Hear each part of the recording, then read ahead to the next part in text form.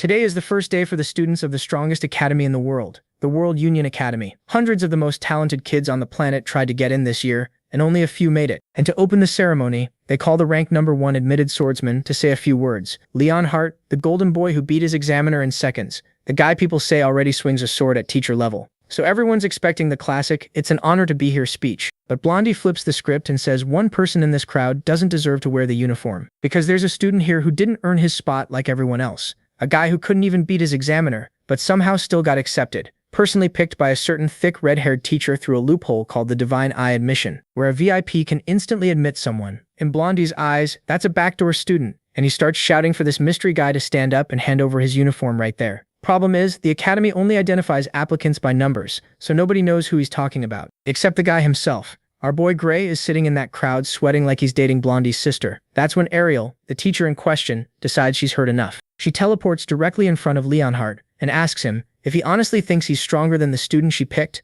Bro froze for a second, but with the entire Academy watching, his ego wasn't letting him back down, so he says of course he is. He ranked first for a reason. So she offers him a bet. Both of them get the same target to hunt. Whoever fails loses. If her mystery student loses, every Divine Eye student gets expelled and she quits her job on the spot. If Leonhardt loses, he becomes her errand boy and does whatever she says. And the monster she picks? An ogre general. A disaster-level creature that commands hundreds of ogres at once, something not even experienced warriors fight alone. Blondie says that's impossible for a student, so she gives them a full year. And since that still sounds insane, she sweetens the deal. If nobody kills one before the deadline, Leonhardt wins automatically. So in his head, this is free. He signs the contract thinking he just got handed the safest victory of his life. What this idiot doesn't know is that Gray killed an ogre general weeks ago, before school even started. The bet was over before Blondie opened his mouth. My boy looks across the crowd, catches Ariel giving him a tiny signal to stay quiet. Yes, mommy, I'm staying very quiet if you ask. But Blondie's humiliation arc was just getting started. Because in the first magic class, the teacher notices Gray looking bored and pulls him to the front to demonstrate the most basic spell in existence, the Ether Bullet. And since he heard Gray is the famous Divine Eye student, he exposes him to everyone and gets the genius idea to make it a friendly duel against Leonhardt, who now knows he's the special admission dude and is fuming to beat him. The whole class turns around. Blondie is staring at Gray like Christmas came early. He finally found the backdoor student, and now he gets to put him in his place in front of everyone. It was a 1v1 with the simplest of the spells, so it was safe. Both of them charge up. But when they shot, our main character showed he truly had the biggest ball in that room. Blondie's attack got completely dwarfed, both of them just staring at this thing Gray created. The teacher had to sprint to throw up a barrier and save Blondie's ass, and the sphere still cracked straight through it, blew up half the classroom, rattled the students in the back rows, and sent the Academy's #1 swordsman flying like a ragdoll. Bro came to class to bully the new kid and almost left as a missing person report. When the smoke clears, the teacher admits that without his barrier, Blondie would be dead. Gray is the most confused person in the room, because as far as he knows, he has zero talent for magic. But now the teacher is asking himself, who is this guy? For that, we gotta see his past life. See, Gray used to be a foot soldier. 15 years in the future, a mysterious being called the Liquidator showed up out of nowhere and erased an entire continent. No warning, no demands, nothing. So humanity gathered the strongest people alive into one final force. Bella, a sage whose magic rivals an entire military division. Jacob, a divine archer who drops dragons with one shot. Yami, a swordswoman so broken that calling her human feels disrespectful. And then there was Gray, support unit. His whole job was creating openings, following orders, and dying before someone important had to. On the day of the final battle, he's charging through a storm of attacks thinking the moment finally came. Beat this thing and everyone's free. Then a beam punches straight through his chest, a hole where his heart used to be. He drops to his knees, and dying isn't even the worst part. Around him there's hundreds of bodies. People who trained their whole lives, abandoned their families, followed the greatest heroes into the last battle, and they still died changing nothing. At least the real heroes are still fighting. Yami actually reaches the Liquidator and cuts him. First time in history the thing that erased a continent is bleeding. But when the Liquidator sees his own blood, 2 beams of light, Yami and every legend humanity had left, erased in seconds. Gray closes his eyes and waits for a death that never comes. His pain starts fading, the hole in his chest starts closing on its own, and a voice inside his head says it finally found him. And out of nowhere he's transported into an endless cosmos. He thinks he's in the afterlife until he turns around and finds a mysterious horned being who tells him he's not only still alive, but his wounds have been completely healed. The craziest part is that when Gray asks if he saved him, the being says he did nothing. Gray healed himself with his own power. Still, he can't really explain it, because even he doesn't know the true limit of Gray's abilities. What he can say is this: if Gray learns to control that power, he could become far stronger than the Liquidator. Even so,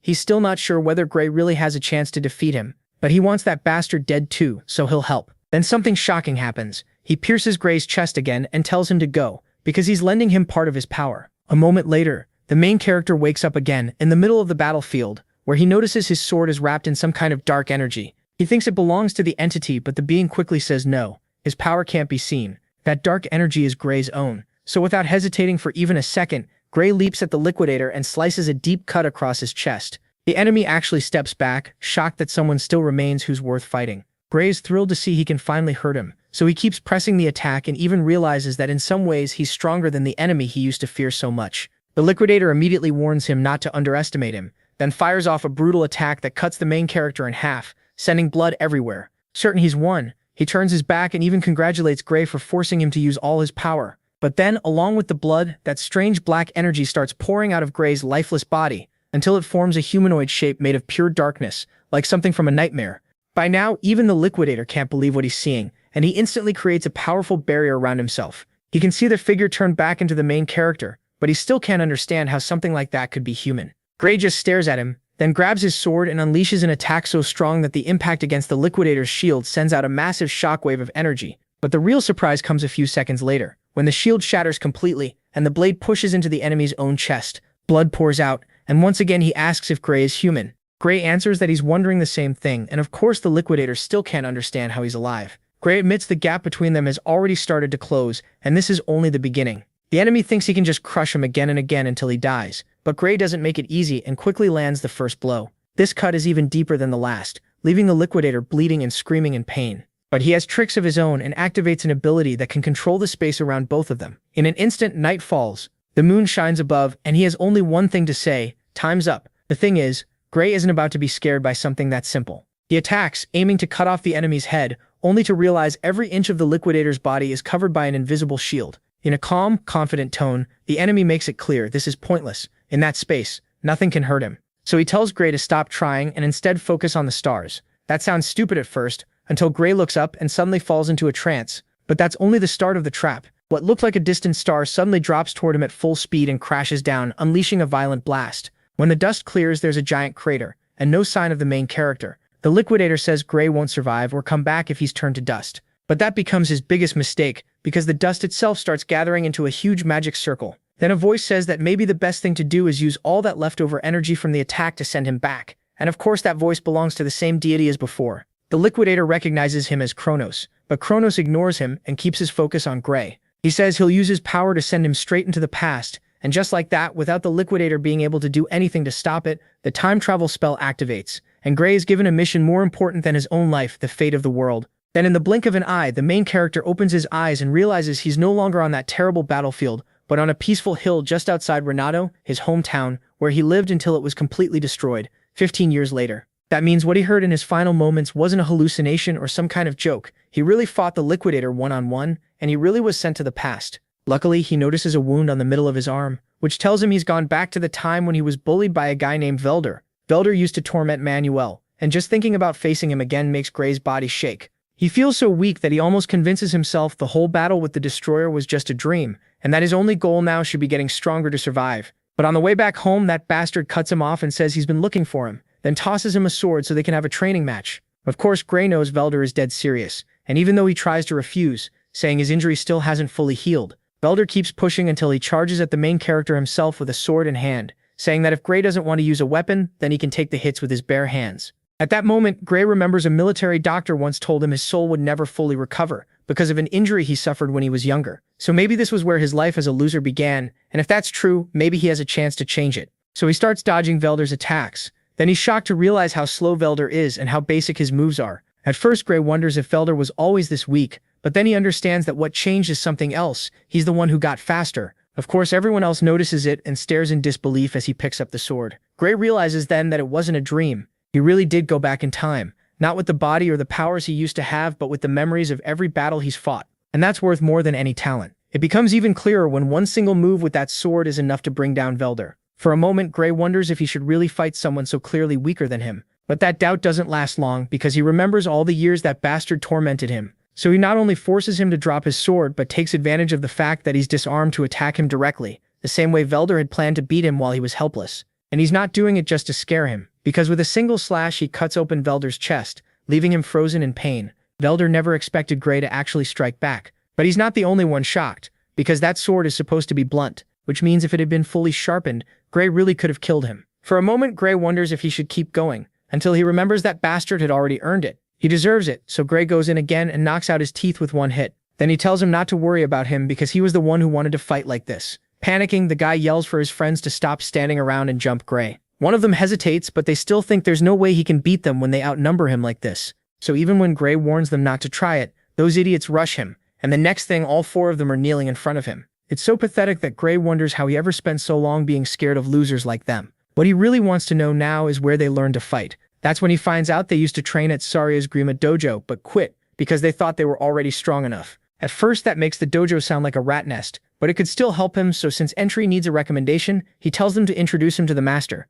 Velder tries to refuse, but Gray suggests they keep going with their little practice match. That shuts him up fast, and the idiot leads him there, asking why he suddenly cares so much about the dojo. Gray says it's the only way he can get into the academy, and one of them innocently says he's already strong enough and doesn't need that place. But Gray can only think about how not even the strongest warriors in the world could beat the Liquidator, so this is no time to get comfortable. He doesn't even know how strong he needs to become, and the only thing he knows for sure is that even the dark power that covered his body wasn't enough, at least not fully. Still, there were moments when, while controlling it, he could feel real power in his hands. And that only happened when he tried to copy the Grimmy technique, so he can't help wondering if the battle would have ended differently if he'd reached the level of someone like Chronos, may have sent him back for exactly that. With that in mind, they arrive at the dojo, where the master, a blue-eyed woman named Saria, personally steps in to beat down the bullies for trying to use their skills against a civilian, then throws them out. She says trash like them never even deserved to be part of her dojo. But she doesn't stop there. The woman is so honorable that she quickly kneels before Gray and says that, as an apology, she wants to write him a recommendation letter to make sure he gets into the academy. The problem is, first she needs to test his ability. So she faces him, and she's genuinely surprised when Gray charges at her with a sharp, practical technique that's far too polished for someone his age. That's when it becomes obvious why Velder and the others never stood a chance against him. Even if his style is mostly self-taught, it has the shape of a true rough diamond. That excites her, and even though she wants to keep the match going, it's time to end the fight. So she starts pressing much harder, planning to disarm him with a couple of quick thrusts. The strange part is that even after raising the intensity by several levels, Gray keeps answering solidly and matching her pace, even as she pushes harder and harder, until even Zarya realizes she's using her full power. It's gone from a test to a real struggle, just to keep him from surpassing her. At that point, she truly starts to feel afraid of him. And then Gray throws out a direct wild strike that Zarya barely manages to dodge. She admits that happened because of the fear she felt earlier. She tells herself she wasn't being overwhelmed. Her instincts were just speaking, and now she thinks she's found an opening and can beat him. Certain she can finish the fight, she attacks, only to realize she was completely wrong because out of nowhere the sword she was supposed to use to win suddenly breaks. Gray realizes it was a small release of the same power that awakened in his fight with the Liquidator. In other words, he hasn't lost it completely. But there's a problem. Without warning, his body starts shaking and he drops to his knees because it can't keep up at all. He has to struggle just to stand again, which makes him realize he needs to use that power very carefully. He wonders if he should tell Zarya, but quickly throws that idea away, because he doubts she'd believe him. So in the end, all he says is that he got carried away a little. But the woman isn't stupid. She knows it's impossible to slice clean through a wooden sword with another wooden sword that isn't even sharp, and even though she's sure he noticed that too, she decides to respect his choice and stay quiet about it. What she does make clear is that she has confirmed his talent, and she can give him a recommendation to enter the best school in the entire kingdom, the Royal Fencing Academy. The catch is that she doesn't recommend he go there because he isn't suited for that place. Right away, Gray thinks he understands. He lacks strength and still has a long way to go. But Zarya cuts in and says she's not finished. The place he should go is the Academy of Eskrima. Not the best in the kingdom, but the best in the whole world, and Gray knows it well. He knows that's where the great heroes came from, so the idea sounds impossible. Zarya says it is impossible in his current condition because during the test she gave him, she noticed his sword skill is far beyond his physical condition. The way he is now, he won't pass the entrance exam. Gray immediately knows she's right, since that place is filled with true superhumans, but Zarya says she's not telling him this to make him give up. There are still 9 months left before the entrance exam, and even if that's not much time, she's willing to train him so he can make it.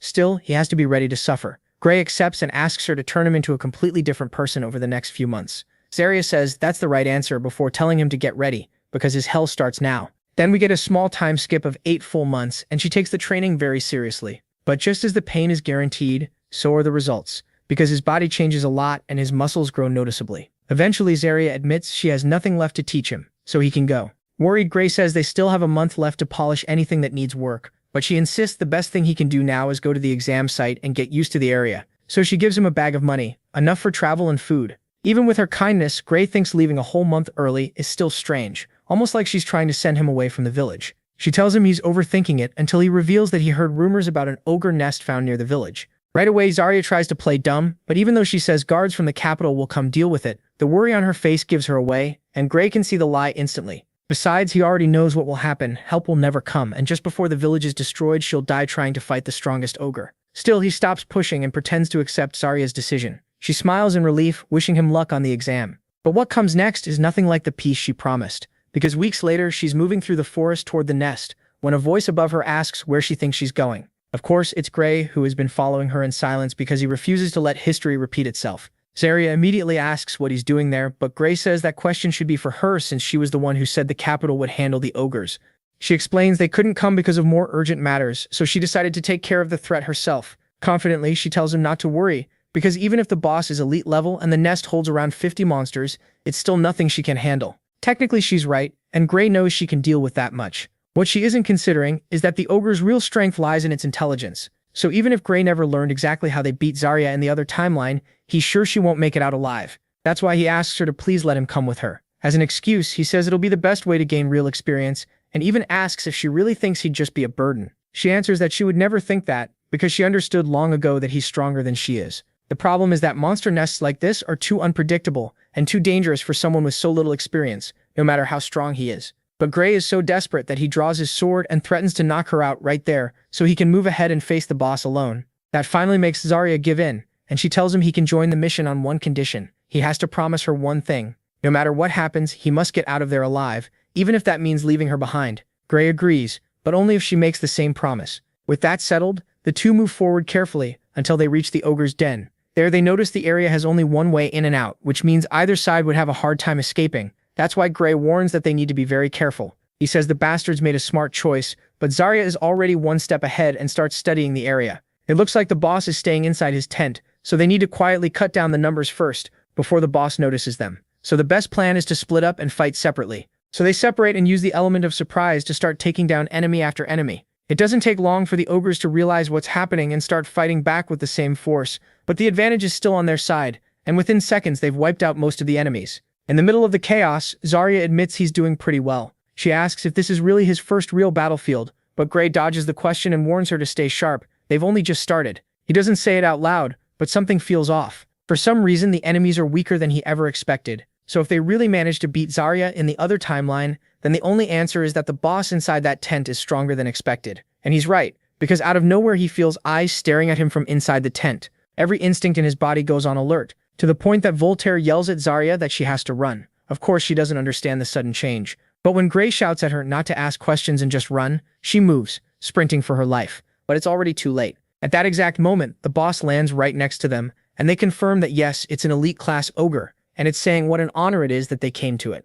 The real problem starts when Gray says that isn't the boss. Then the ogre lets out a loud warning cry followed by hundreds of others, bringing in a second wave of enemies just as strong as it is. In other words, that elite ogre isn't the boss. It's just one soldier among hundreds of ogres led by something even stronger, and in the distance they finally see an ogre general. That's a monster they definitely can't handle alone, so Zarya insists they need to focus on breaking through and escaping before things get even worse. But even though she lands a clean strike on the first enemy, the real nightmare begins when it regenerates like nothing happened. In the middle of it all, Gray explains that an ogre general's roar can boost both the strength and healing of its allies, so they'll need another plan. Then, out of nowhere, the protagonist tells her to cover his back. She doesn't need to do anything special, just buy him a little time while he takes down that bastard. And that's when the real battle starts, because to reach the general, they first have to break through a crowd of elite ogres so strong that just one clash of weapons shatters the protagonist's sword into pieces. The confidence he had starts fading fast. Even though he pulls out his spare sword, he knows it's only a matter of time before that one breaks too. Luckily, Zarya notices, and knowing two swords are better than one, throws him her spare, hoping it'll help him last a little longer. The problem is, he'll have to use it very carefully. So Gray focuses on moving smartly, making every swing hit as many enemies as possible. At first it works, but it doesn't take long before the ogres focus on him and start surrounding him from every side. And if that wasn't enough, the ogre general lets out another powerful roar, and to his surprise it makes them even stronger, to the point that monsters who are already dangerous enter a kind of blood-crazed frenzy as they charge ahead with only one target in mind, the protagonist. By then it's obvious the general has seen through his plan, but it's too early to give up, so Gray pushes harder, switching to a different strategy and trying to avoid them at all costs. Sadly, the ogres are still one step ahead, because the moment they notice he's trying to slip past, the bastards dive at his back, tackling him, pinning him down, and basically doing anything they can to wear him out as much as possible before he reaches their leader. In one of those moments, an ogre throws a blow so strong that Gray has no choice but to block with his sword, and it instantly shatters into pieces. At the same time, he takes a good part of the impact, and now he has only one sword left. He can't help thinking about his life before going back in time. All those experiences that taught him that in a situation like this, he can't win. He's so sure of it that he yells at Zarya to run and use the chance to escape while the enemies are focused on him. What he doesn't count on is that the woman would never do that. Gray asks if she really plans to throw her life away in a pointless sacrifice. Sadly, Zarya's answer is even worse than he expected. It's not that she doesn't want to run, she can't. Her leg is injured, and she can't run anymore. No matter how he looks at it, they're out of options. The protagonist can't help thinking about how ironic the whole situation is. He thought he traveled through time to defeat the Liquidator, but when his last sword is destroyed, it's obvious everything is going to end even sooner than in the other timeline. But that's when he remembers he's not done yet. If the only other choice is to die for nothing, then it's better to risk it by activating that strange power from before. The last time he used it for just a few seconds, it nearly killed him, but his body has changed a lot since then, so he tries to focus on the feeling he had when it activated, closes his eyes, and bets everything on the next second. Luckily, the effect is instant, because something awakens inside him, and in the blink of an eye, his sword is covered in dark energy, so much that a single swing is enough to cut down every enemy around him. The look on Zarya's face turns to confusion, and he just gives her a smile, before promising that from now on, everything will be fine. That starts the hunt, because the general is so shocked that the effect of its skill on the others completely breaks. The white-haired boy uses that chance to wipe out the enemy that had been giving him so much trouble. After a while, the two of them are left standing over the bodies, including the generals, and the protagonist apologizes to Zarya for breaking her sword. Of course, she couldn't care less now, since he literally just saved her life. But right when she tries to ask where that power came from, Gray collapses to the ground, completely drained, or at least that's how it looks at first. On his side, the protagonist wakes up in the middle of nowhere, a completely black space where there's nothing except a sealed door, and from it waves of dark energy slowly begin to leak out, the same power he felt before. That's why he figures that if he opens it, he'll gain complete control over that ability. It sounds tempting, until he unconsciously steps forward and his body is hit by a murderous pressure that freezes him on the spot. Of course, he doesn't hesitate to step back, because he's sure that if he opens the door as he is now, he'll die. And the creepiest part is that the moment he thinks that, an outside voice says he made the right choice. Thankfully, right then he wakes up in the village infirmary, where Zarya has been waiting for him. To him, it felt like he was gone for only a few seconds, but in reality, he's been unconscious for 5 whole days and she admits she thought he had died. Calmly, Gray says he just pushed himself a little too far, but the white-haired girl doubts that's enough to describe the crazy thing he did. Everything he pulled off with just a few sword swings. Still, what matters now is that he's okay, so she asks if he can stand up, and that simple idea is shut down right away, when Gray realizes he can't even gather enough strength to move his right arm. And strangely, that's not even the weirdest part, because he notices a large black stain spreading under the bandage. Zarya can't even see it, and the only obvious thing is that his arms are a mess, but he can't feel it because they gave him a magic potion. And that's when everything else stops mattering, because Gray knows those are insanely expensive and is almost too shocked to speak. Then she tells him it was a gift from the village chief for saving everyone. At first, the protagonist doesn't get what she means, but then the chief walks into the infirmary and makes it clear that this is the least he could do. Gray kept the whole place and all its people from being burned to ashes. The protagonist immediately says he's exaggerating, but the man insists he's serious. More than anyone, Gray should know that an ogre general isn't something fighters from a tiny village in the middle of nowhere could defeat. And that's when he reminds himself that in the other timeline, that's exactly what happened. If he hadn't stepped in, Zarya, the chief, and everyone there would have died within hours. The problem now is that between the battles, the weeks that passed since he told Zarya he was leaving, and the time he spent unconscious, there are only 2 days left before the World Union Academy entrance exam. Normally it's a 3-day trip, but if he leaves on horseback right now, he might still make it in time. So he asked the chief to lend him one, promising to pay him back when he returns. But the man already knew he'd ask, so he prepared the best horse in the whole village ahead of time. Zarya adds that if he hadn't woken up, she was planning to carry him there herself. With that settled, Gray gets ready to leave. He gets ready to leave, but the biggest surprise comes when he opens the door to the clinic and finds the whole village waiting for him, ready to send him off with signs, cheers, words of thanks, and even a bag of money they collected to help cover his academy costs. Without hesitation, Gray thanks them all, and even though he admits the pressure to pass feels heavier than ever, Zarya tells him not to worry. She knows better than anyone that no other applicant can say they beat an ogre general. Sure, with his right arm like that, he won't be able to shine the way he should, but Gray insists his left arm will be enough, and he won't even need that strange power from before. The examiners aren't blind, and there's no way they'll overlook someone as gifted as him. No matter what, he's going to pass. With that promise, Gray sets off, thinking that if he managed to save a village that was supposed to be destroyed, then the future really can be changed. From there, we jump straight to the start of the entrance exam, where the announcer says all examiners must stay inside the central arena until the process is over. What shocks Gray is the number of people there. Hundreds of applicants, even though usually only around 20 get picked each year. Some even say there have been years when only one person made it. Then Ariel steps forward as the head evaluator and, with a single snap of her fingers, hands out a ticket to every applicant with their number on it, the only information they need. The Academy doesn't care about gender, age, nationality, bloodline, or money. None of that matters here. The only thing being tested is talent. Ariel even says some people have gotten in using fake names, but what catches Gray off guard is that even though he left his sword at the inn, they still knew exactly what his specialty was. As if she read his thoughts, Ariel explains she assigned their courses based on how they look. And from the way she looks at them, she clearly has some kind of skill backing that up. If she got anyone wrong, they're free to raise their hand. Even though everyone thinks that's insane and assumes she must have researched them beforehand, not a single person raises a hand. After that, she announces the tickets also show one more thing: the day and time of each evaluation.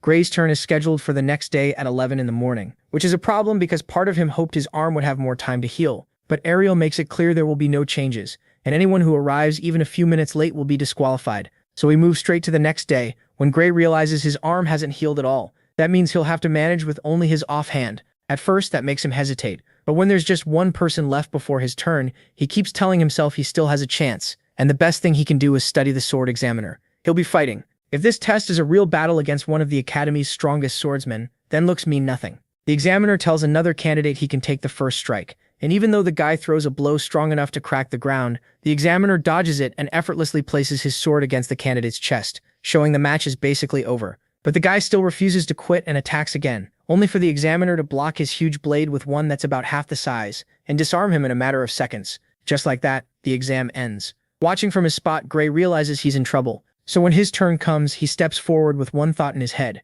How is he supposed to beat someone who just disarmed a giant that easily? Once again, the examiner offers the first move, and Gray goes in, ready to use one of Zarya's best lessons from training. A sword isn't swung with just the arms, but with the whole body. So even injured, he can drive power through the rest of his muscles. That lets him throw a pretty solid strike. Of course, it's still nowhere near his normal attacks, but it's enough to make the instructor answer right away. And to Gray's surprise, he can see the sword moving almost slowly. Not because the man is weak, but because compared to Zarya's speed and skill, he doesn't even come close. That instantly boosts Gray's confidence, and within seconds he starts pushing forward with quick, sharp movements that force the examiner back, proving Zarya was right all along. He really might pass. Still, it isn't easy. As the fight goes on, Gray realizes that even if he's already figured out the examiner's sword style, the man is still very strong, and there's no way Gray can break through using only his left arm. On top of that, the examiner is feeling the pressure too, and his attacks are getting rougher and rougher, so Gray decides to risk everything with a new plan. He gives up the advantage for a couple of seconds, just long enough to make the examiner think his guard is broken and go for a clean, wide, all-in finishing blow.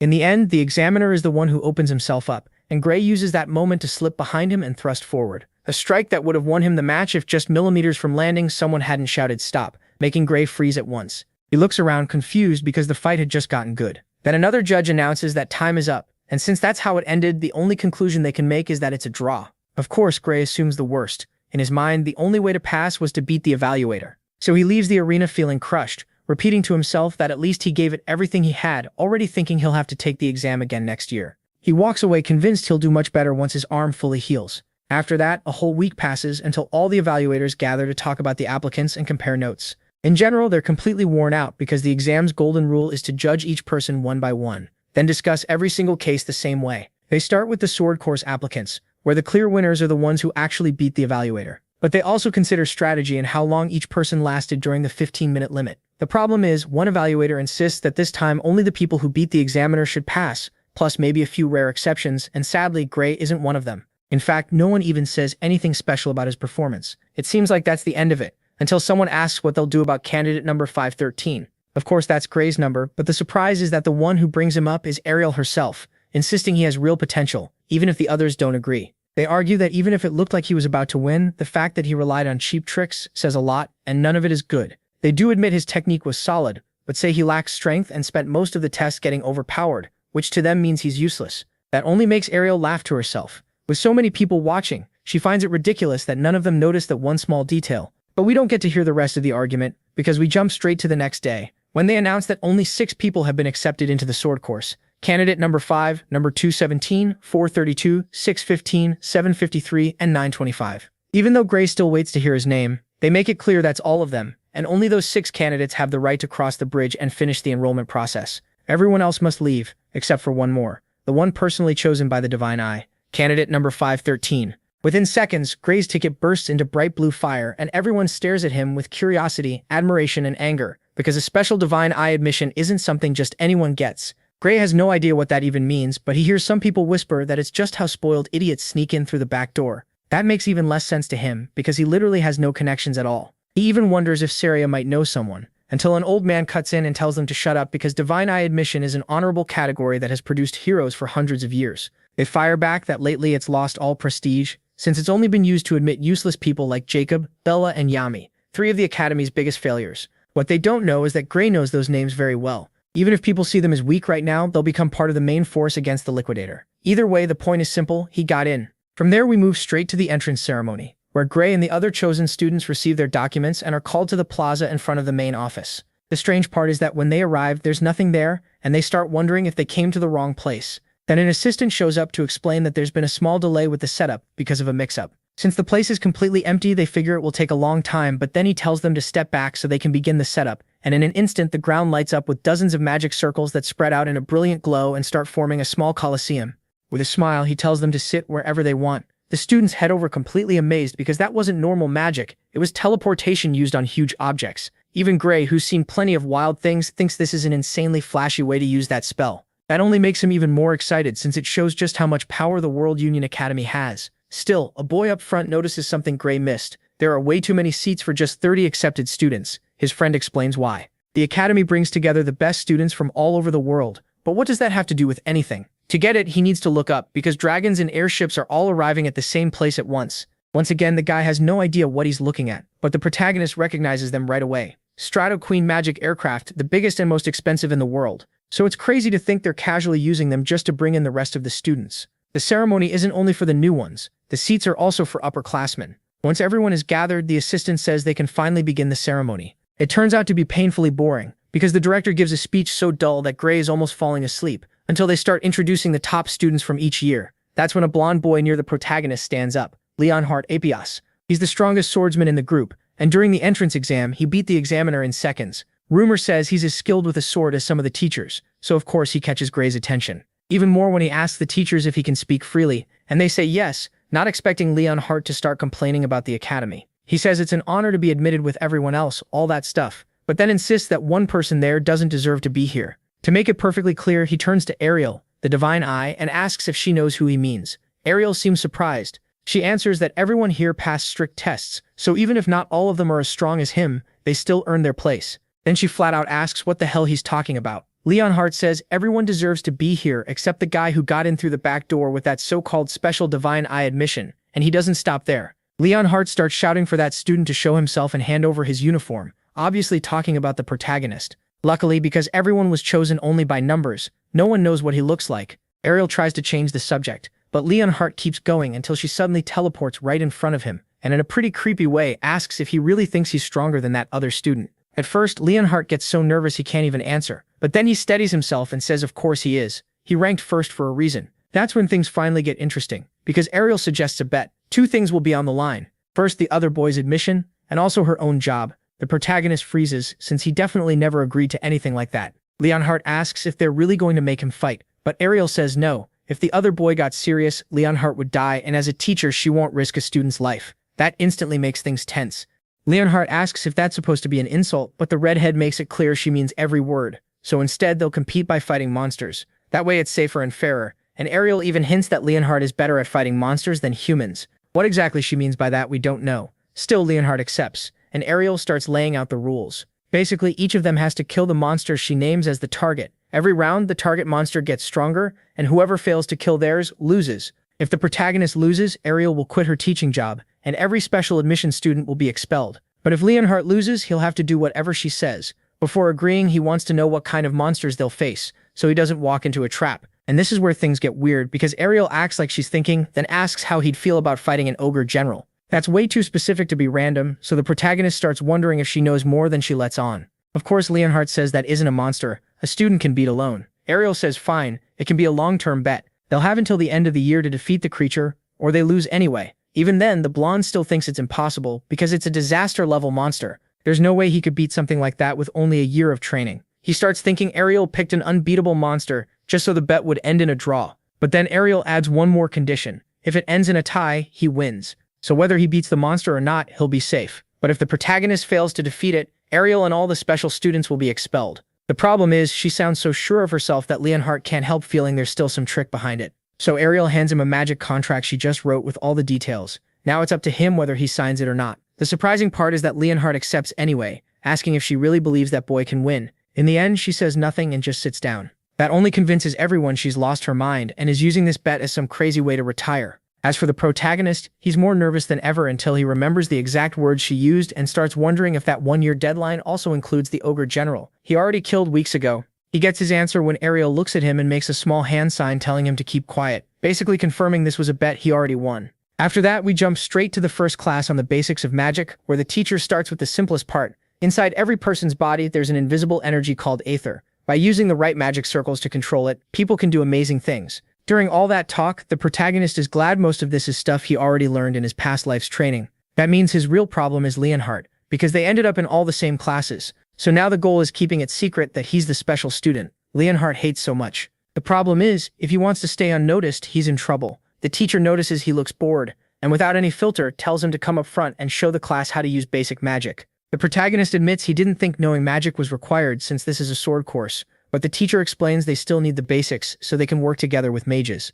That reminds him it's the same thing they told him back at the camp, so he takes a chance and asks if the spell they're learning is Aether Bullet. To his surprise, he's right, but he can't celebrate yet because once the teacher sees he knows the spell, he suggests a duel between him and none other than Leonhardt, who apparently was basically born using it. The protagonist asks if it's really smart to pit him against a beginner. Leonhardt clearly isn't dying from humility, but the teacher says it's fine because the spell isn't lethal, and Gray is the Divine Eye special admission student, so he's no weakling. Right away, everyone turns to look at him. It's obvious the old bastard did that on purpose, because Leonhardt glares at him like he wants to kill him, fully ready to put him in his place. And Gray? He's had better days. He steps down until he's face to face with Leonhardt, thinking he could end up badly hurt if he doesn't block in time. When he sees the blonde is going all out, he decides to do the same and forms a magic sphere so huge that both he and Leonhardt just stare at it. One look is enough to tell that this is not a harmless Aether Bullet. Leonhardt is so terrified he doesn't even react fast enough to run. Luckily, the teacher does, casting a spell to stop the sphere before the fight turns tragic. Or at least that's how it seemed, because Gray's shot is so strong it cracks the teacher's spell and sets off a huge explosion that reaches even the students in the back rows and blasts Leonhardt several meters away. The good news is everyone survives, but the teacher admits that if he hadn't softened the impact, the blonde would be dead. What shocks him most is that he's never seen an Aether Bullet that big. That's why he turns to the protagonist and asks what he just did. The boy is just as confused, since he didn't even use that strange energy from before, at least not on purpose. It's more like the Aether Bullet he learned during the war is different from the one they teach at the academy. But the teacher makes it clear that it is an Aether Bullet. The only difference is the quality of the spell. He doesn't seem to have used normal Aether, but super compressed Aether. Of course, no one in the room had ever heard of that, so the teacher explains it's a level of power even professors struggle to produce, and even he can use it, only nowhere near that level. Right away, the students start wondering if that's why he was admitted through the Divine Eye. Even so, the protagonist still has doubts, because he clearly remembers that this was exactly the kind of spell they taught in the war, and even though he doesn't, he says it's ridiculous. Anyone could do that with the right training. To put it simply, the teachers are way too weak, and that only makes the professor more excited. He keeps pushing Gray to move into the magic class as soon as possible. Of course, Gray turns him down. He was always told he had no talent for magic, and that just gets the professor even more worked up. He says he's never seen anyone use ether compression so easily. In his eyes, it would be a waste if Gray focused only on swordsmanship. What really matters is that this suddenly unlocks memories Gray had buried until now. The one who taught him the little magic he knows was Vela, and she always cared most about people who didn't even know Odo existed, the life force that makes strong spells much harder to cast without it. With that in mind, he asks the professor if he knows what Odo is, and when the man has no idea, Gray understands why he's so strong. He knows techniques nobody else does, knowledge from the future that makes magic easier to use, to the point that even someone as weak as he used to be is now among the strongest. Still, he has to be very careful with that information, so he refuses to join the magic class, and the professor tells him the door will always stay open for someone like him. In the end, he sends Gray back to his seat, making it clear that it doesn't matter if he gets distracted or bored, because the class is clearly too basic for him. Everyone is stunned except Leonhardt, whose reaction is a little different. Now he looks at Gray with pure admiration, and honestly that gives him chills. Later on, Gray gets a letter from Ariel asking him to come to her office. He wonders if it has something to do with what happened that morning. When he reaches the door, it tells him to come in before he can even knock, like it can somehow see through walls. But that's not even the strangest part. The second he enters, a sword comes flying straight at him. He manages to block it, then freezes when he sees that the attacker isn't Ariel, but a blue-haired girl who looks very familiar. The problem is, before he can figure out where he knows her from, something else grabs his attention. Ariel is watching from her desk with two other professors beside her. She says she knew her guess about him was right, but the men still aren't fully convinced, so they ask the girl if she really attacked with everything she had. And here's where it gets interesting. They call her him, so Gray realizes this is him, Albright, the girl who will become the strongest sorcerer in the world. Before he can react, Ariel says it's obvious the protagonist gave it her all, and forces the others to pay up, because they had made a bet on whether Gray could withstand an attack from someone as powerful as the blue-haired girl. Ariel decides to be generous, and gives Gray part of her winnings, a gold coin worth a small fortune. While he nearly panics from holding something so valuable, the professors admit Ariel was right about her theory from the other day. Gray had been protecting himself by avoiding use of his dominant arm on purpose, which could only mean he was dealing with some kind of injury, and that hurt his performance during the test. Of course, they're completely right. Gray wonders how they figured it out, and they tell him that if they hadn't noticed, they wouldn't deserve to call themselves professors. Still, Ariel was the first one to catch it during the exam, so the others have to admit he really does have great potential. The problem is, potential alone isn't enough. Before leaving, one of them warns that he better recover, or he won't meet the standards for the sword course. After that, Gray is left alone with Bella and Ariel, who asks him to have a talk about magic. She makes it clear she heard what happened in class earlier. In fact, the professor personally came to her demanding Gray be transferred, but she refused to because she believes he's better suited for the sword than for magic. Even so, what he did was impressive. Clearly impulsive, with little understanding of ether, yet still something very few people can pull off. So she wants to hear his secret. She even offers money, and promises that whatever he says will stay in that room. She doesn't need the answer for Bella, who is a genius at magic theory but not nearly as good at putting it into practice.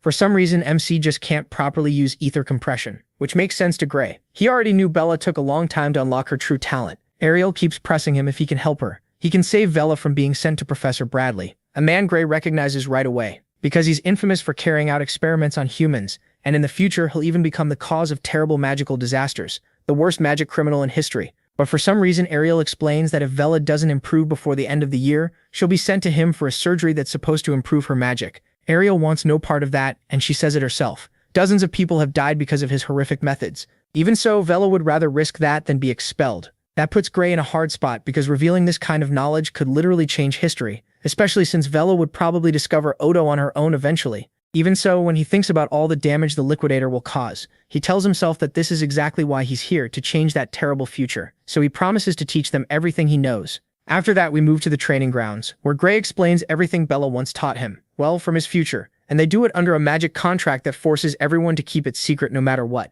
At first, what Gray tells them sounds insane, but the more they think it over, the more sense it makes. Bella gets excited, saying it literally sounds like magic from the future. On top of that, none of his ideas go against how current magic works. They just add to it. So the blue-haired girl decides to test it by using the knowledge he gave her to cast a spell at full power. For Gray, though, that is not exciting at all. He's seen what Bella can do, and he knows one of her attacks can wipe out an entire city. Not only that, but she's so powerful that the odds of her controlling all that power at this point are low. The problem is, before he can tell her to stop, Bella fires the spell and in a single second, blows away the whole training field. That includes Gray, who would have been completely burned alive if he hadn't managed to seize control of the energy at the last second. In fact, she handles it so well that it changes from a blast like a nuclear bomb into a huge dragon shape that flies through the flames. Then she collapses. At first, Gray worries, but Ariel explains that the poor girl just ran out of ether. Even so, she can't deny that what Bella pulled off in a single try was absolutely incredible, and it proves just how much power was inside her waiting to come out. With the little strength she has left, the protagonist insists she couldn't have done it without Gray. But all he can think is that he merely taught her something she was the one meant to create. The important part is that they managed to save her from a surgery so dangerous it wouldn't just have risked her life. If she survived, it likely would have taken away her control. That famous procedure can grant huge magical power in exchange for the user's control over it, which explains why the future Vela was always so careful with her magic. One spell could put her life and everyone else's in danger. Anyway, now it's Ariel's turn to keep her side of the deal, because what Gray asked in exchange for teaching them about Odo was for her to heal his arm.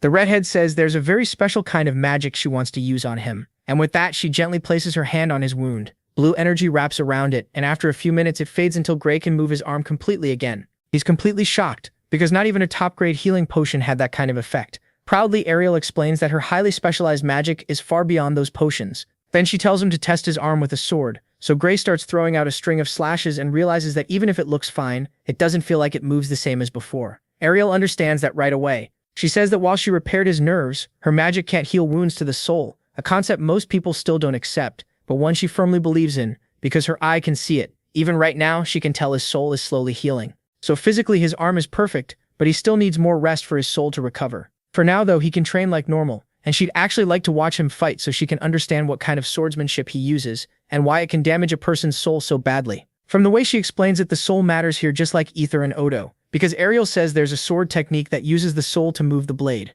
The swordsmanship of Amy. Gray is stunned to hear that name because at this point in the world's history she is still far from the sword saint he once knew. Still, Ariel is very sharp, and points out that he moves his sword in the exact same way Amy does, except it feels like the person who taught him was even more skilled. And of course Gray's first teacher really was her. It was future Amy, so he quickly changes the subject and asks how swordsmanship can affect the soul. Ariel says that can happen with a very rare style of swordsmanship, the same kind used to bring down an ogre general in a single slash. At that point, it's obvious Ariel knows the truth, and she's not just thanking him for basically winning her another bet. She explains that she saw how that battle ended, so she knows normal techniques could never have done it. There's a strange power her eye can see, something slowly leaking through a chained door. Of course she means the same door Gray saw the last time he used his ability. Then she says something even more shocking. She doesn't fully understand that power, but she has seen something similar to his before, a force tied to a being called the Liquidator. Gray freezes on the spot. He doesn't know what to say or even think, because the Liquidator shouldn't have appeared yet. It's not supposed to exist in this time period.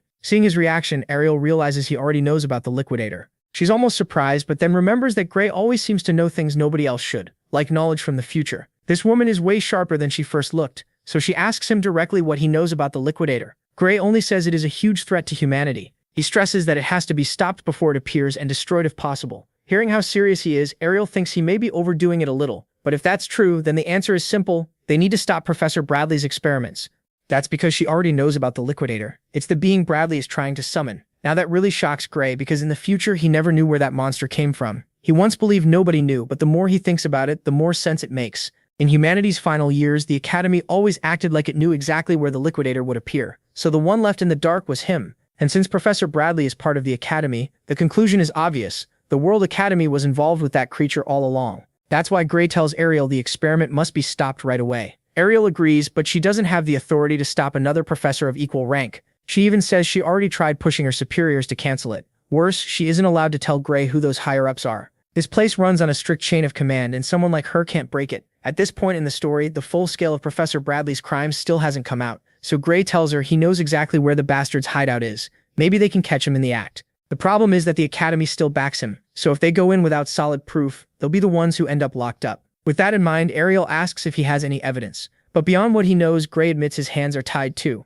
Ariel then changes the subject and says there's someone at the Academy who might help him control his power, a genius when it comes to unknown forces. It's Hector Philo, a name Gray recognizes right away as the man who trained the Sword Saint. Kindly, Ariel offers to set up a private lesson so he can start training with him the very next day. And Gray gets excited because that's exactly why he came here in the first place, to control his power. From there, we jump straight to training with Hector, and it starts in the most random way possible. The guy literally makes him sprint through the Academy forest at full speed. Worst of all, he doesn't even let Gray drift off or think about anything but running. The goal is to wear out his body because only then can he awaken his student's power. Is it insane? Absolutely. Still, Gray keeps telling himself, Hector knows what he's doing, even while another part of him can't stop thinking that every second he wastes running around, Professor Bradley is messing with the fate of the world. And that goes on for a full week, until Ariel calls him in to ask how training has been. Gray takes the chance to complain that all he's done is run the whole week. But then things suddenly get more serious when Ariel receives a letter that changes her expression at once. Gray notices and asks what's wrong, and she hands over the letter, one written by Professor Bradley himself. It says Bella's abilities have not improved under the terms of their contract,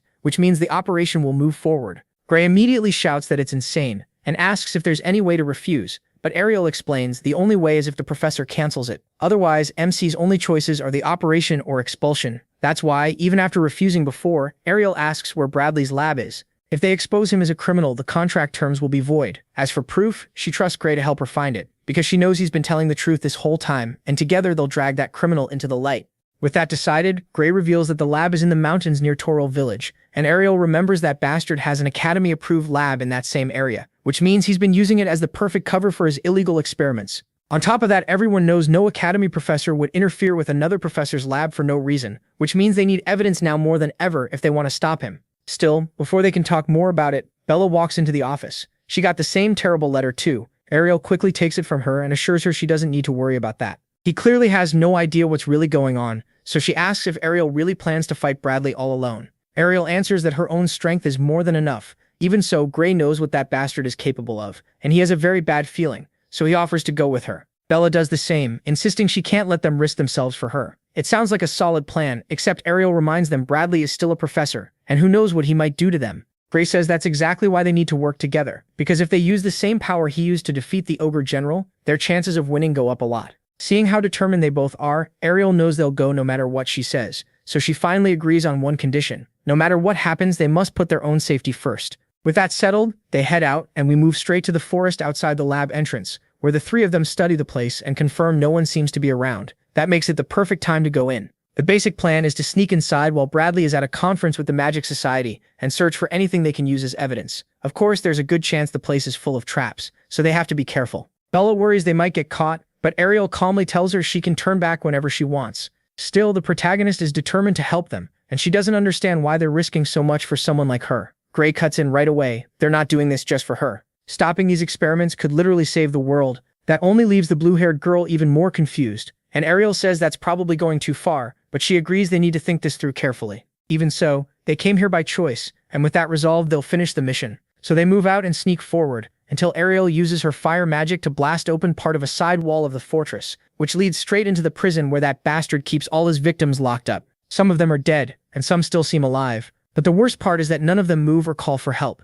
At a glance, Ariel spots at least 14 forbidden spells, each one serious enough to count as a crime on its own. They don't even need to bring up the illegal human experiments to throw that monster in jail, though those crimes will make sure he never gets out. But all of that takes a back seat when they reach a chamber with an altar in the center, and Bella asks if they should take the evidence and run or rescue the people. Gray says the smartest move is to leave before Bradley returns. The problem is that right then, a voice behind them asks if they mean him, and of course it's Varian Bradley himself, who definitely should not be there. Before they can even ask, he explains that he used a modified spell to send a double to the conference in his place, because he had a very important experiment to finish, now that he had just received fresh materials. Then the bastard turns, and it becomes horribly clear that by materials he means dozens of human corpses. But worse than that, after seeing them here, he decides on a change of plans. Now he wants to use them instead. Exceptional people with far more magic power than any normal human could ever have. With a smug tone, he says he doesn't know how they found out about his experiments. Still, he's sure they didn't tell anyone they were coming, which means he can use them however he wants, because if they vanish, there's no way the Academy would ever suspect him. Not holding back at all, Ariel asks if he plans to use them as lab rats. Bradley tells her to calm down. One thing is certain, he has no plan to let any of them leave alive, so he might as well use them to push magic even further. The sick part is, he's so sure he can win that he barely reacts in time when a blast of fire comes straight at him and sets much of the lab ablaze. The shocking part is, it didn't come from Ariel. Bella is the one glaring at him like she wants him dead. But once the smoke clears, Bradley is still standing there without a scratch. He managed to raise a force field just in time, then shamelessly praises Bella's strength, saying Ariel's divine eye clearly hasn't lost its touch. He didn't expect C to be this powerful, and now he's thinking maybe he should take a closer look at the other new students too. Then he asks if she's really willing to kill her own teacher while she's still a student. She shoots back that it's better than becoming a lab rat, and for a second it feels like a full battle is about to start. But Ariel cuts in. They already have enough proof, so now they need to leave. The problem is, Bradley won't make that easy. He fires off a powerful dark magic attack that Ariel blocks at the last second, until he mocks her and says it's pointless. This is one of the finest results of his research, the Flame of Gluttony, a fire that can devour defensive magic and turn it into fuel for itself. In other words, it can't really be blocked, and that becomes obvious when Ariel's shield starts cracking apart, to the point that she has to call on part of her divine eye's power to create a second layer of protection. Sadly, it's clear that won't hold for long either, so she hands the kids a memory bag and says Hector will know what to do the moment he sees it. In short, she wants them to run, but Bella does the exact opposite, and uses her magic to put up a third barrier, holding it in place until Ariel yells that they had a deal. Bradley's magic is too abnormal for them to handle, so she'll buy them the only thing that can save them time. But then comes the real shock. Ariel's barrier breaks and the only one still standing is Bella. Not only does she endure it, she starts wearing Bradley's magic down little by little, because she reveals that they just needed a slightly different approach. Of course, Ariel isn't the most surprised. That title goes to Bradley, who insists it's impossible, there's no way she could have made a counterspell this fast. Bella explains that she recently learned a very interesting theory and it made figuring out his trick a whole lot easier. That sends Bradley into a rage, and he starts screaming, demanding to know who taught her. The protagonist only says it's a secret, though she'll give him one hint. Her tutor was another student. Bradley takes that like a bad joke, then grabs a strange magic crystal and crushes it into countless pieces. He warns them this will be their end, and within seconds hundreds of eerie skulls made of energy join his earlier spell. That not only makes it stronger, but Bella's own energy starts to give out, which Bradley notices right away. He figures she has at most 1 minute of ether left. Getting desperate, MC tells Ariel to use every second she can to attack, and Ariel uses her eye to search for any option they have left, realizing she can project her mana outside the barrier. So she does, and within seconds she fires a beam of energy that looks amazing at first, but not for long. It turns out the Redhead's offensive magic is one of the weakest among the Academy staff, and Bradley's flames can absorb part of its power, making the whole attack useless. Once again, their chances of winning look terrible. Bella asks what they can even do because she can't hold on much longer. That's when Gray tells them to move aside. It's his turn now. At first glance, his sword should never be able to reach that bastard from this far away, but there is one way, since Ariel is the only one who knows it. She warns him that using that power again could kill him, and even if he survives, he may never use his injured arm again. Gray doesn't care if he dies doing what has to be done, so he jumps over the flames and rushes Bradley with a sharp, quick movement, cutting off his head. It happens so fast that Bella can barely believe what she just saw. Then Bradley's body drops to the floor, completely still. Ariel is just as shocked, though even more excited, because this is the first time she's had the chance to see that power in action. But then another problem starts. The slash was so strong that it wrecked a huge part of the structure, bringing the ceiling down and threatening to crush them too. Ariel steps forward and uses her own power to stop even the smallest piece of rubble. Even so, all she can do is ask Gray how he managed to go beyond all her expectations and how his arm feels. In response, he drops the sword without meaning to, because a fierce pain is running through every part of his body. On top of that, there's a worrying numbness. We can also tell the black mark has spread, but the good news is he can still stand and still move that arm. If the Gray from a few months ago had tried something like that, he would have passed out for days. That means Hector's weird training is somehow actually working. Naturally, Ariel thanks him, because if they're still alive, it's thanks to him. Still, she apologizes for being so weak that she practically forced him to use that power. Gray tells her he's the one who dragged them into this by insisting they stop that bastard once and for all. Either way, the important thing now is Ariel warning him not to use that power again for a while, because next time the damage will be irreversible. From how serious she sounds, Gray realizes she truly means it, so he agrees. Seeing that, Bella takes the chance to ask what he used and why she didn't feel even the slightest trace of ether leaving his body. The more she thinks about what she saw, the less sense it makes. But Ariel says it has to stay that way. She must not dig any deeper into the matter, ask questions, or say a single word about what she saw, or Ariel will be forced to erase her memories. With that on the table, Bella promises to play by their rules and even suggests a magic contract so they can trust her completely. So they sign the contract, and now that Bradley is down, Gray is the first to say they should ignore the experiments for now and help the victims, who seem to have been put to sleep by some kind of dark magic. Ariel suggests taking them to the Academy infirmary, and they use a protective spell to cover everyone with a shield that will keep them safe until they leave. That buys them a little more time to keep searching the lab, and that's when they discover all of Bradley's experiments were about using human sacrifices to make magic catalysts or improve people's magical abilities. The strange part is, nothing there seems connected to the Liquidator, so they wonder if it might be in another facility, but Gray is sure it has to be here, because this is where the disaster happened in the other timeline, the one that killed tens of thousands of people, and he believes only the Liquidator could have caused something like that, until he remembers that what killed those people was a mass that burst from the ground. If that's true, then what he's looking for isn't out in the open, but underground. So he asks Ariel to scan the area for underground passages, and to everyone's surprise, she actually does end up finding traces of short-range teleportation magic in certain parts of the floor. That supports the idea that there's a hidden space below that can only be reached with that kind of magic, and based on the energy used, she guesses it's around 300 meters down, almost half a kilometer underground. It's dangerous, but they can try. So Ariel summons a teleportation gate over those traces, explaining that if there's nothing there, the other side should just open into dirt. But then comes another shock. The gate opens and reveals a massive underground city that's giving off ether from everywhere, especially from a dome right in the center. And Ariel can tell it isn't just ether. A completely different kind of power is leaking out from there too. The power of the Liquidator. Clearly that is exactly where they need to go. So they head inside the dome and find a strange door standing by itself, very similar to the one Gray saw before. What's even weirder is that it stands inside a very suspicious magic circle. But Ariel doesn't sense any danger, so she touches it, checks it closely, and even opens it, also casually that Bella nearly has a heart attack. Ariel calms her down, saying the door itself has no power. It's just there as a symbol for the ritual. The real power isn't in the door, but in the magical structures that make up the circle around it. Then out of nowhere, they activate and start glowing in a way that can't mean anything good. Gray instantly yells for her to stop, because Ariel is the one who triggered the structures.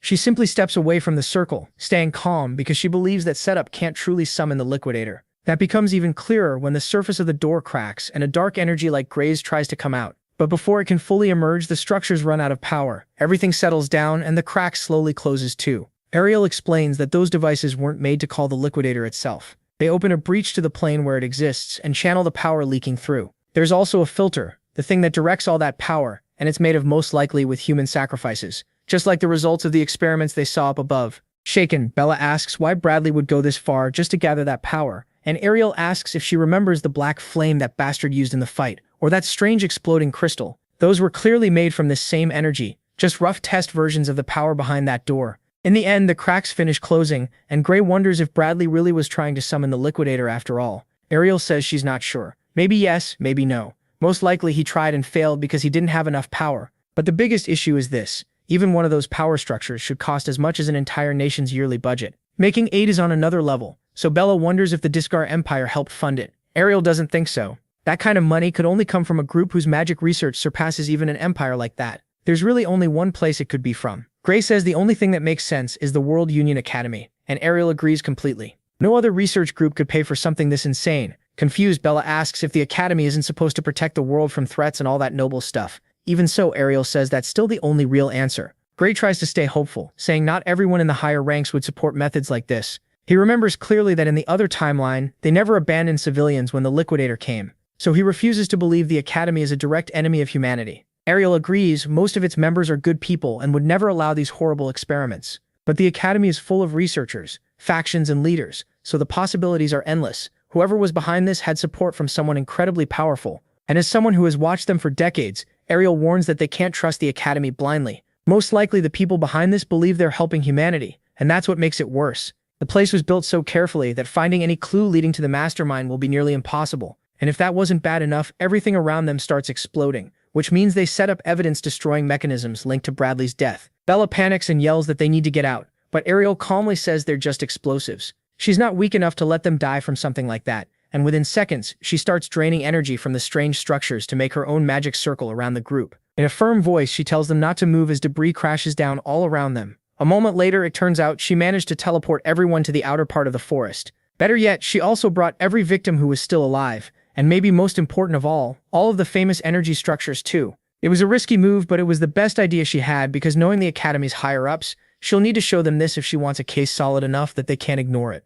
And so the next day, they go to the director's office. The director turns out to be Alexandro, the same man Gray had mistaken for a simple assistant. He welcomes them in, and after explaining that the survivors are already being treated in the medical wing, he thanks them for stopping Bradley's illegal experiments. As for the strange power structures, the analysis confirms each one is worth more than a whole nation's yearly budget. But the real question is where they came from. They were stolen goods taken during an attack on their transport, an attack that left 78 Academy agents dead, completely wiped out. That shocks everyone except Ariel, who already knows about the case. It happened 15 years ago and was carried out by Blood Drinker, the largest criminal organization in the world. Just hearing that name sets something off in Bella, because they were also the ones who killed her parents. The problem is the group has many branches, and nobody knows where they hide or who really leads them. The only thing anyone knows for sure is that they're behind 70% of crime worldwide, so it wouldn't be shocking if they had people inside the Academy itself. That stuns Gray since he always saw this place as something ideal. But Ariel reminds him that the Academy doesn't judge by gender, name, or social class.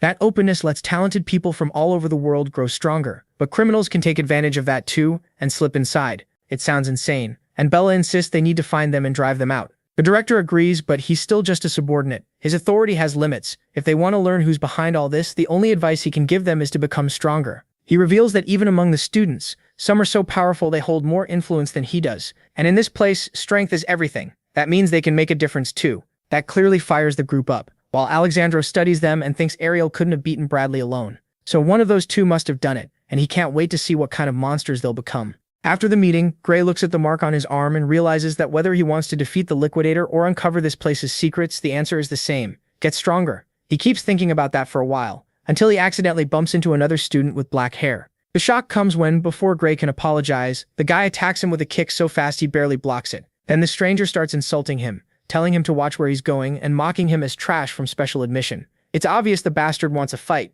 Gray is just about to draw his sword when the guy spots Ariel coming over and decides to back off for now. It seems pointless at first, but once he gets far enough, he starts muttering to himself, because apparently someone ordered him to keep an eye on Gray, and that someone was Bradley himself. So now it's unclear whether that was a new order, and the mage isn't really dead or just an old one. Either way, when Gray tries to report him to the redhead, there's not much she can do since it was an attack without magic or weapons. Still, she says he could always settle it himself by beating the guy up while she pretends not to notice. Gray completely wastes that chance, and instead admits it isn't the first time people have mocked him for getting in through special admission. But it is the first time it turned physical. Seeing how badly he and the others had been treated, Ariel apologizes, saying that if she had more authority in the academy, no one would dare question her decisions. Gray tells her not to worry, because thanks to her he's here, and he's sure that he, Bella, and the others will eventually prove to the world that the Divine Eye program was not a mistake. After all, she has a great eye for talent. She thanks him but says she still hopes he'll stand up for himself sometimes. Then she adds that out of everyone in the Divine Eye group, he's the one she expects the most extraordinary things from. She's sure Bella, Yemi, and the others can become top-class heroes too. But the first time she truly believed someone might surpass the limits of humanity was when she met him. At first, Gray thinks it's ridiculous to compare himself to those great heroes, but seeing how sure Ariel is, he tells himself that kind of doubt is for someone who's already given up. He may have beaten one of the Lynx and bought some time, but humanity is still in danger. The fate of the world is still in his hands. After that, things sort of return to normal, and soon they're in a practical sword class where each student has to face another in a one-on-one match. Gray decides to do his best to prove he deserves to be there. The problem is, his opponent is none other than Leon Hart, the student with the best sword skill. Seeing the shock on his face, the teacher explains he paired students with similar skill levels, so no one would hold back. Of course, Gray sells himself short. Even after defeating an ogre general weeks earlier, he still thinks he's not on Leon Hart's level. On top of that, he assumes the blonde guy still hates him and will use this chance to crush him. Either way, the matches begin, and Leon Hart decides to go all out to prove his worth. The result is a brutal opening that Gray can't answer. He can only block, and then more and more fast strikes keep coming. Right away, it's clear this won't be an easy fight. After a while, Gray finally strikes back, and his attack is so fierce that Leon Hart admits he doesn't get how Gray failed to enter through regular admission. That bit of respect boosts Gray's confidence right away, and the fight starts feeling far less one-sided. Little by little, his counters get faster and sharper, and he realizes that even though he thought Leon Hart would destroy him instantly, he's actually holding up pretty well. Still, the gap between them is obvious. Gray may have the story on his side, but Leon Hart's technique is so perfect it's honestly scary. Gray thinks Leon Hart is a monster, or at least he would have been to himself from the other timeline, because now the difference is that he knows how to deal with monsters like that. He uses all the experience he's gained to read the beast's moves until even Leon Hart admits he hasn't had this much fun in a long time. But that's exactly the problem. The bastard is enjoying himself. He doesn't even look tired, so Gray knows he has to end this fast. That makes him remember what the teacher said before the match started, fight like it's a real battle. And what does that mean? Pretty much anything goes. So Gray dodges the next strike with a quick move, then kicks Leon Hart's leg and knocks him off balance. On top of that, while the blonde is still in the air, Gray takes advantage of the fact that he can't dodge, and attacks with a look that makes it clear he's treating this like a life-or-death fight. The problem is Leon Hart can't afford to lose either. Even as he's about to hit the ground, he stretches out his arm so his sword reaches Gray's neck at the exact same moment. Gray's blade reaches his. That's why Gray helps him up and calls it a draw. But the blonde doesn't agree. In that last exchange, he says he could have stabbed Gray through the heart if he wanted to. Since it was only practice, Gray went for the neck instead, and that gave Leon Hart just enough time to react. Even so, whether Gray wants to admit it or not, that changes the result. Leon Hart won. What's surprising is how well the blonde takes it. He insists that thanks to Gray, he finally understands the difference between a real fight and sword practice, because fighting is about way more than sword skill. Still, being humble doesn't change the fact that Gray cheated. Leon Hart answers that in a real fight, it's completely fine to cheat, then suggests they do another round. Gray isn't too sure, since his stamina is nowhere near Leon Hart's and there's no way he can keep up again. Luckily, or maybe not, they get interrupted by a huge guy who says that real training or not, the teacher never said they could use kicks or anything besides a sword. He also can't understand how a loser like Gray got paired with the best first-year student, basically insulting him for no reason.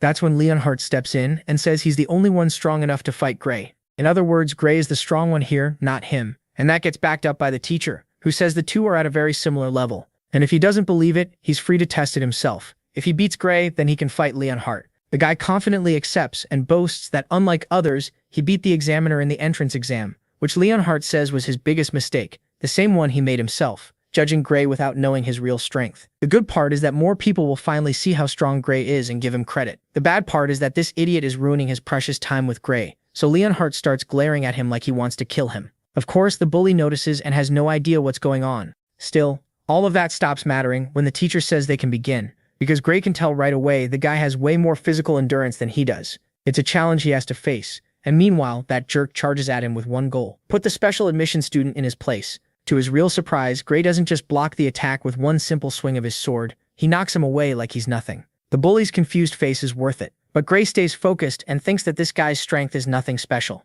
He even starts wondering if the idiot is holding back, because he's absurdly weak. Then within seconds, Gray throws one plain strike that somehow ends up dropping him for good and ending the fight. It all happens so fast that Gray actually apologizes, because he didn't mean to be that rough. Even after being humiliated, the guy jumps back up and asks for a second round. The teacher allows it, saying they can fight as many times as needed until he understands that Gray is not weak at all. So they keep going until the guy is so beaten up that he has to be dragged to the infirmary. And then the teacher announces that as two of the strongest, Leonhardt and Gray have earned the right to represent the first years in the inter-year battle, where they'll face the strongest second years. So far, the first years have lost 35 times in a row, but this year they believe things will be different.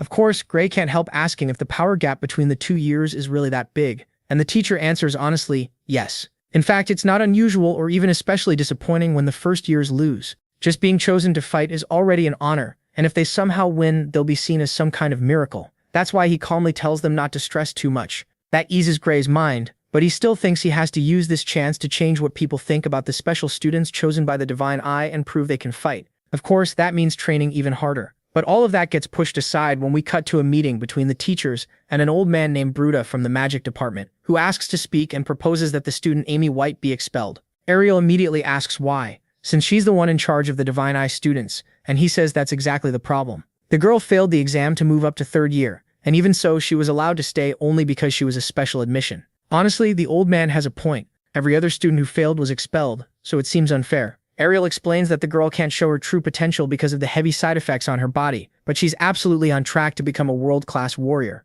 The problem is the other teachers think that's just a sad excuse, and they ask how long it's supposed to take for these amazing powers to finally appear. Ariel says Amy could gain full control at any time. They just need patience and need to hold on to the Academy's goal of nurturing hidden outstanding talent from all over the world. Sadly, no argument works when those idiots refuse to listen, because Brutus says that the Divine Eye that once made her famous isn't as sharp as it used to be, and the proof is that all the current students she picked are complete failures. Worse, he and another teacher suggest it might be time to get rid of the Divine Eye special admission system, pointing out that if more than half the teachers agree, they can vote to expel every one of those so-called failures. That makes even the teachers who had stayed quiet start to hesitate, and one of them says Bella has improved, but she still isn't as impressive as Ariel promised, and overall the whole Divine Eye issue feels like charity for people without talent. Little by little, the redhead realizes there are far more people against her than for her, and Bruta tops it all off by asking if she really believes she can judge talent better than all of them. Of course, even if she wants to say yes, Ariel knows that would only make the people who already hate her even angrier, while also hurting the pride of those who are still unsure,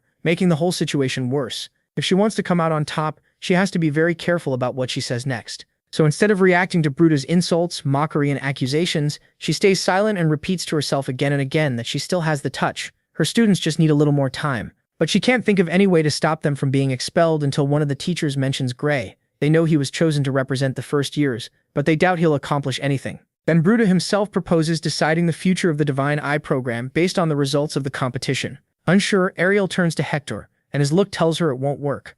So she explains that Gray's power isn't really suited for mock battles. His true strength only shows in life or death situations, which the teachers once again treat like an excuse. Honestly, it does sound like one. So they declare that if Ariel tries to refuse, the headmaster, tired of the argument, steps in and says they'll continue this discussion after they see his performance in the competition. In the end, everyone leaves, but the redhead stays behind, trembling because she feels she's failed them. Gray's powers not only aren't fit for this kind of practice match, it's also still too soon for him to use them again. And if he pushes himself, he could die. Even so, a selfish part of her still hopes he can do it, so the other rough gems can survive until they're ready to shine. But for that to happen, he'll have to do something incredible. Then we jump straight to the day of the inter-year battle, where all the students gather in the Coliseum, watching closely as the first-year challengers are introduced, Leonhardt and Gray, who've earned the right to face the strongest second-year student, Lucian Hartmann. At least that's what everyone thought. But then comes the surprise: they introduce a second-year student, Raida, the same guy who jumped Gray in the hallway. Of course, that leaves everyone wondering how this battle will work, but that gets explained later. The point is that Gray recognizes him and wonders if they'll have to fight him too. While they're being watched closely by all the teachers, Lionel notices and says that last year only a few of them showed up, which means something has changed. Leonhardt figures it out right away and says they must be curious about Gray. Lionel thinks he's exaggerating, but then it turns out Bruta heard him and confirms it. They're here to witness the final end of the Divine Eye students because yes, even though Ariel said nothing, because she didn't want to put all the pressure on him, this bastard makes sure to lay it all out, making it clear to everyone that his future and the future of the other so-called failures depends on how he performs. Since nobody believes he can win, they're all here to watch the Divine Eye students fall. That makes the protagonist ask Ariel if it's true, but because she wants to avoid him putting himself in danger at all costs, she forces a smile and says Bruta just wants to throw him off. It might have worked if the protagonist hadn't noticed how badly she was shaking, so he only tells her he trusts her, while Bruta keeps tearing into the woman. insisting that today will prove she's a fraud. That's when the whole exchange takes a turn. The protagonist says he can't let comments like that slide. Insult him all you want, but he won't let anyone look down on Ariel's judgment. Of course, that only leads Bruta to throw it back in his face again. Him and the others are failures. So right there, the protagonist declares that he'll prove them wrong. With a statement like that out in the open, it's obvious the match just got a lot more interesting. Then the announcer tells them to take their places, and Gray wonders what the hell is going on. It looks like this really will be a 2-on-1, because he figures that if he'd been matched with Luniel, he might still have had a chance. Instead, he got Rada. He may not be the strongest, but he's one of the few who survived Bradley's experiments, after Bradley surgically rewired his brain to give him superhuman reflexes.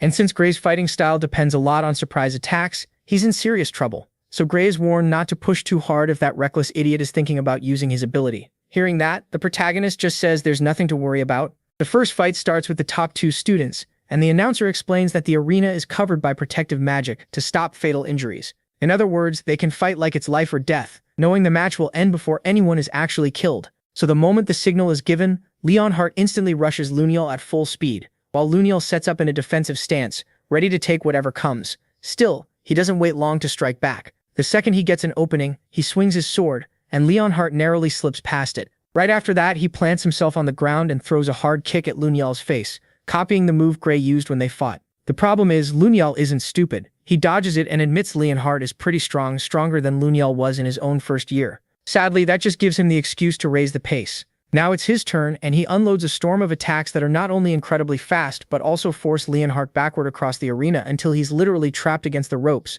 cornered with nowhere left to go. Luniel aims straight for his neck, and when the blade stops just inches from his skin, the alarm sounds to mark the end of the match. Naturally, the result surprises no one. Leonhardt steps back as the announcer says it's time for the second strongest fighters, Gray versus Rada.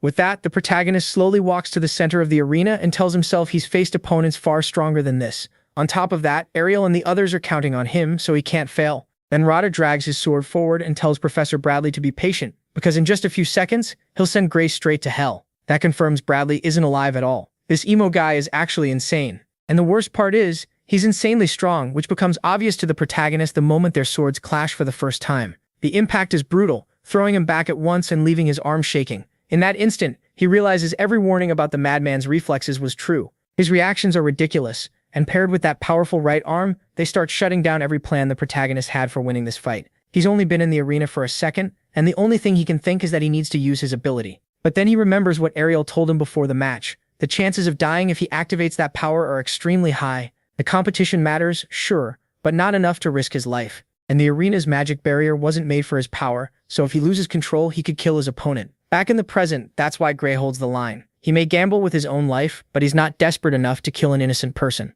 What he doesn't know is that Rada doesn't feel the same. Tired of waiting for the protagonist to counter, he launches his own attack, a flurry of quick exact strikes that, oddly enough, are almost overshadowed by the strange muttering. He keeps repeating again and again. The good part is that on a technical level, his moves are actually very simple, and with Gray's overall stats, he should be able to end the match fast. So he starts wondering if Rada is planning something weird, which is confirmed when he looks up and sees a pair of crazed eyes full of bloodlust.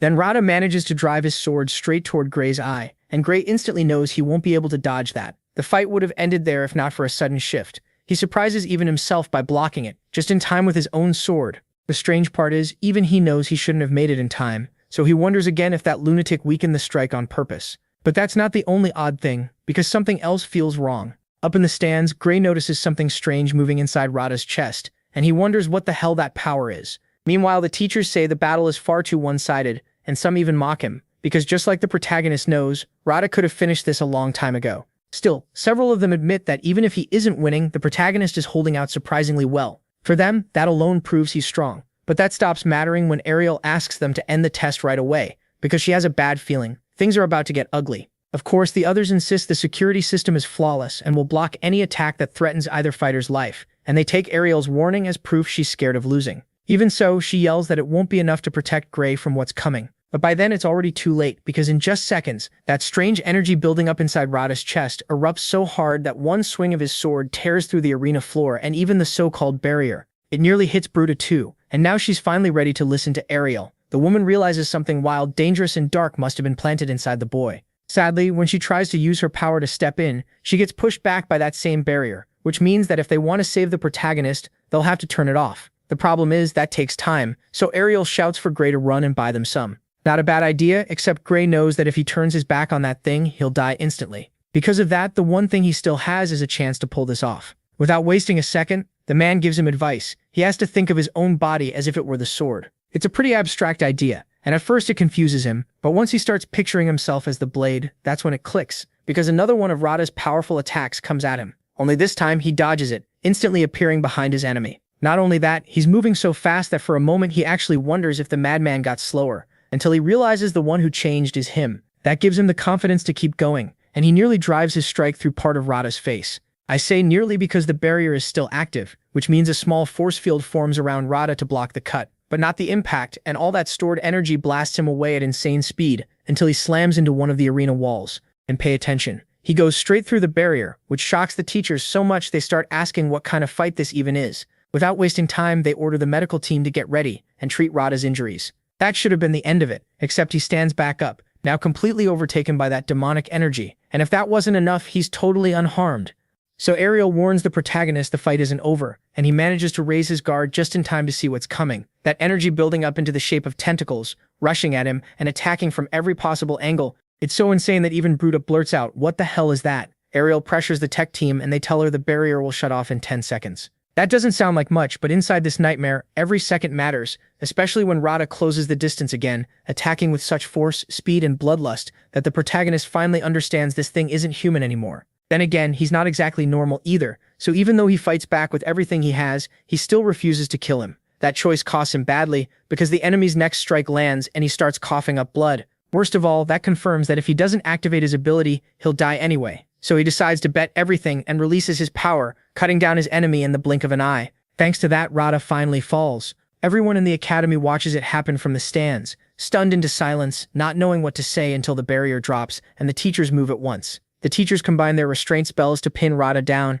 At the same time, Gray forces himself to gather what little strength he has left and tries to stand. But Ariel's warning was right. His body gives out and he crashes to the ground, torn up. The redhead rushes to hold his wounds together with healing magic, and the others waste no time joining in. They all help stabilize him, and then Gray blacks out. He stays unconscious for about 10 seconds. Then in the next moment, he gets back up like nothing happened. His wounds are already closed. He feels fine, and nothing hurts. To make sure, Ariel checks him with her special sight. What she finds shocks her. Somehow his soul doesn't have a single new scratch, even after using that power. As for his body, the healing magic took care of it, but Hector is the only one who isn't that surprised. He explains that what they did was lessen the backlash. His training was all about hardening Gray's mind and body, so that when he used such a destructive power, he could endure it. Even so, Ariel is upset that he put her student in danger, and the two argue for a bit while Gray can only think that at least that hellish training paid off. As for Radha, they rush him out of the arena so his injuries can be treated. Ariel of course can't resist asking who officially won. This one is harder to judge than the last fight, but Hector points out that Radha's inner barrier activated when Gray's strike nearly sliced his face.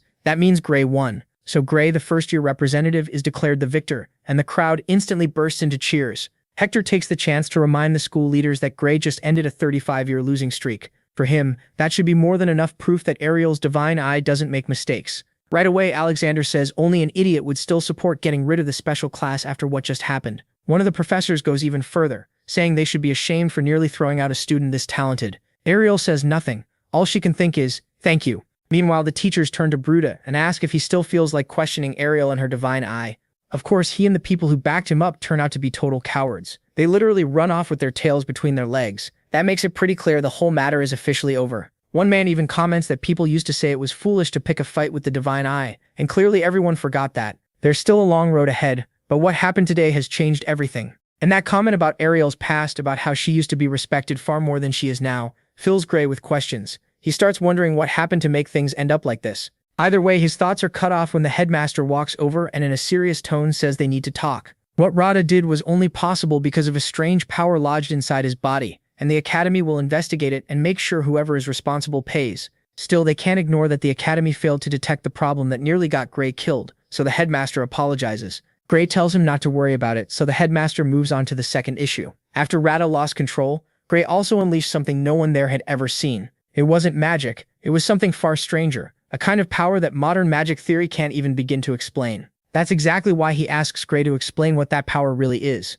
Gray quickly thinks about how much he should reveal and decides to be honest, but keep it simple. So he says he doesn't really know. Of course, to make that story work, he has to lie a little, claiming he didn't even realize he had that power until Ariel noticed it and explained the potential sleeping inside him. From a distance, the redhead hears all that and wonders what game he's playing. Gray shoots her a quick look, asking her to go along with it because if they want to stop the Liquidator, she needs to stay the one in charge. Ariel understands what he means right away and steps into the conversation to back him up. She explains that even if Gray's power can't be understood through magic theory, she can still see it with her eyes, and that's why Hector put him through brutal training so he could control it. She's also been investigating it herself, which is why she wants all matters related to Gray's power left in her hands. Alexander agrees, since the Divine Eye students are technically her responsibility. He does offer to help however he can, and then they turn to something more urgent, Rada, who needs to be examined while he's treated in the infirmary. So Ariel goes with them. Later she meets up with Gray and tells him the power they found inside Rada was almost identical to the Liquidator's. In other words, Bradley must have used the same crystals they found before,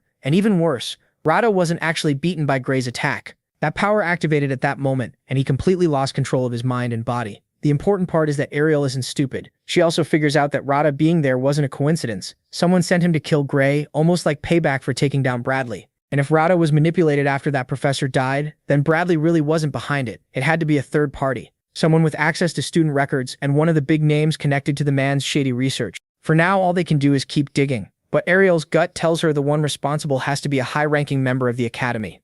So they need to be careful. For the moment, she congratulates him for learning how to use his power without damaging his soul. Then she reveals that Hector has decided it's time to move on to the next stage of his training, which will let him take his ability even further. In the next scene, Gray stands in the middle of the training field, surrounded by hundreds of armored dummies. From a distance, Hector and a group of specialists warn him that this method is dangerous and incredibly painful, so he has to clearly say he agrees to everything that's about to happen. They also remind him there are safer options, just much slower ones, but Gray says he's willing to take the risk and the training begins. Gray closes his eyes and focuses on what he did last time, trying to move his body as if it were part of the sword itself. Because of that, the dark energy slowly starts flowing through him, wrapping around both the blade and his body. Then he opens his eyes again and says, "Here I come," and a second later he starts tearing through the dummies. His movements are so smooth it looks like his arm is moving with the wind itself. The problem is, no matter how amazing it looks, there's still a limit, and before he can finish destroying every target, his body gives out. Luckily, that's why all the experts are there around him. They take turns using healing magic to force his body back on its feet within minutes.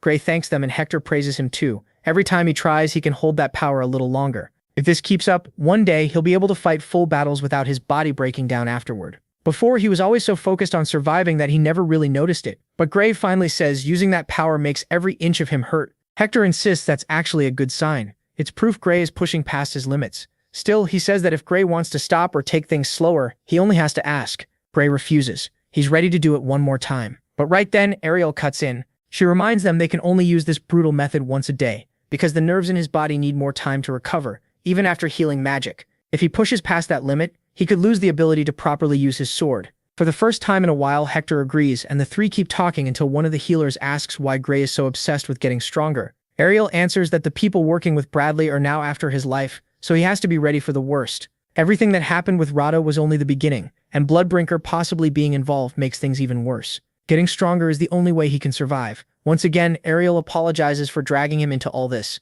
but Gray tells her stopping the Liquidator's experiment was his own choice, so he's ready for whatever comes next. Luckily, Ariel says she knows a much simpler way that always helps swordsmen grow stronger: change the sword. Even if the Academy issued one is top class, it's obvious it won't be able to handle his power for long. In fact, with all the potential he still hasn't unlocked, she doubts there's any weapon strong enough, but they have to try, so she says she'll take him to her vault to choose one. Right away, Hector says she might be going a bit too far. Gray isn't ready yet. Ariel ignores him and suddenly a door opens out of nowhere.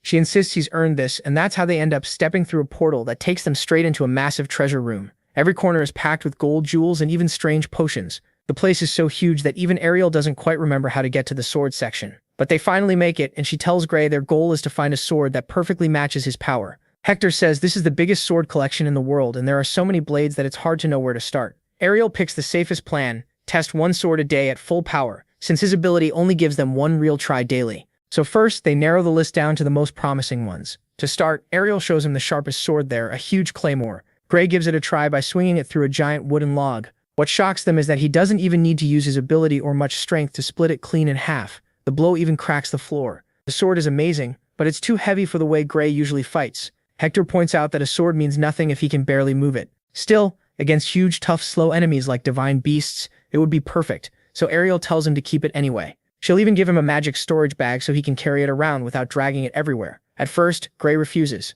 He doesn't think he deserves to be handed a sword like that for free, but Ariel pushes back. Better he uses it than let it sit there collecting dust. Besides, they have no idea what kind of enemies he'll face now that Bradley's mastermind has noticed him. If he were truly sure he'd never use it, she wouldn't insist. But if there's even a small chance he might need it, then he has to take it. That makes Gray think back to everything he went through in the war, how nothing ever felt like enough. That's why he finally accepts it, and thanks her. Hector then warns him not to show it off unless he has to, because its market value is 10,000 gold coins. Gray nearly has a heart attack and tries to hand it back, but Ariel refuses to take returns. In fact, she's not lending it to him. She's giving it to him because she wants him to fight without holding back. She tells him to forget the money, and if that still bothers him, he can think of it as a reward for everything he's done for her. Gray tries to refuse again, but the redhead shuts him up, and this time the idiot thanks her properly. But that's only the beginning. Now they need something more normal, something he can use in regular fights against humans. As they search, Gray admits he never imagined her personal treasure room would be this incredible, and Hector says this is only the start. Her divine eye doesn't just show abilities,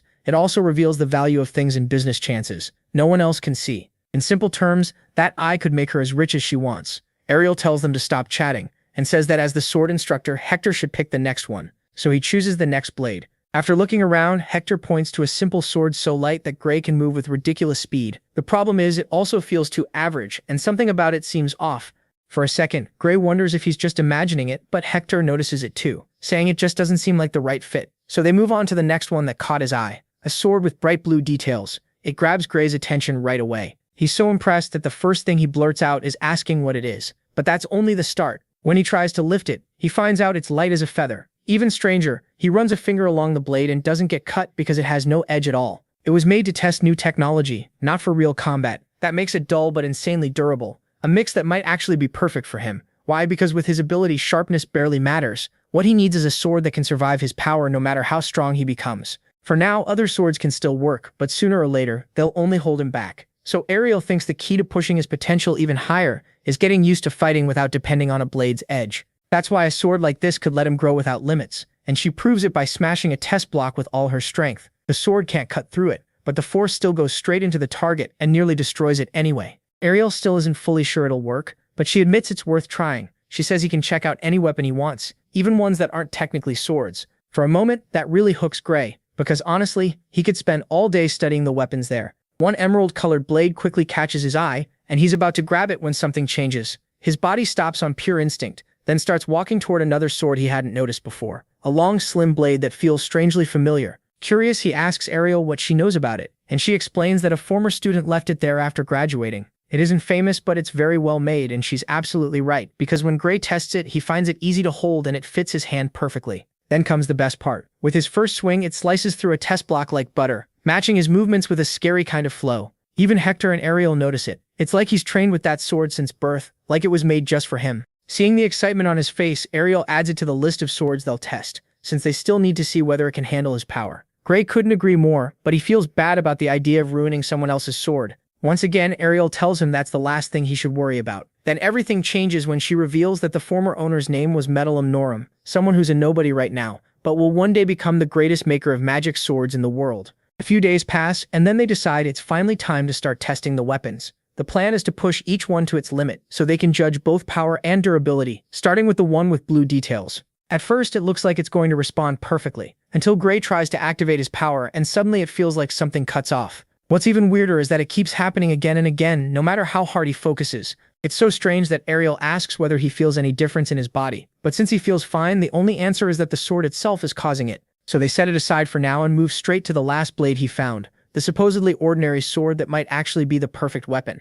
Once again, the prota begins the routine he's been sharpening over the last few days. He tells himself that he will become one with the sword, and then releases a shocking amount of energy. This time, the good news is that he not only activates it, the power actually holds. Everything seems fine until he hears a voice whisper in his ear. While there's still time, he turns at once thinking he imagined it, but the voice keeps going, and it's coming from the sword itself. From farther away, Hector and Ariel don't notice anything strange, so the test continues as Gray tries to wipe out as many training dummies as possible. He notices that the power is the same as before, but the sword helps him control it in an incredibly smooth way. On top of that, his whole body feels unbelievably light, letting him keep going and going at a speed that even shocks the healers nearby. But they notice something else too. He isn't just fast, it feels like he's flying through battle. The biggest surprise comes seconds later, when Gray turns to strike the next target and realizes there aren't any left. Before, he could only take out half of them before passing out, but now he's destroyed all of them in record time. Even so, Ariel and the others watch him with worried faces and ask how the hell he's still standing. They don't just mean the strain of the energy. His chest is split open from end to end, like something stabbed straight through him with a sword. Panicking, the redhead screams for him to drop the blade, and he obeys, shocked when the pain in his chest hits him the moment he lets go. The healers rush in and cover him with layer after layer of healing magic, but even after that, he's still shaking and can barely stand. Ariel explains that not even magic can erase the effects of losing that much blood. She tells him to sit down for a while. He just pushed past limits his body had never even reached before. In one way, that's a good sign, but moving around without realizing how bad his condition is could get him killed. He'll probably need an experienced healer at his side in the future. That kind of reckless fighting is way too dangerous. For now, the important thing is that the sword is completely intact. No marks, no scratches, nothing. When Ariel tries to study it with her magic eye, she even notices the blade shining brighter, like it enjoyed the fight. Sadly, that becomes less important almost right away, because in its reflection she catches a strange movement near the Academy's main towers, and when she looks up, those same towers explode into thousands of pieces. Then the rubble starts falling toward them, and panic spreads through the students. At the same time, the teachers join forces and raise a barrier big enough to protect everyone. Of course, even the protagonist never saw this coming. Hector explains that Area holds the vault for dangerous materials, so someone must have caused the blast. Worst of all, he picked up a faint trace of teleportation magic. That can only mean the explosion was part of a plan to steal something from inside the vault. The problem is, that whole place was specially built to block that kind of magic. But Ariel also sensed Liquidator energy mixed into the smoke, so they likely used crystals made in the underground lab to blow open the wall and disable the anti-teleport field. In short, the people behind the explosion were allies of Bradley, allies so confident in their power that they directly attacked the Academy headquarters.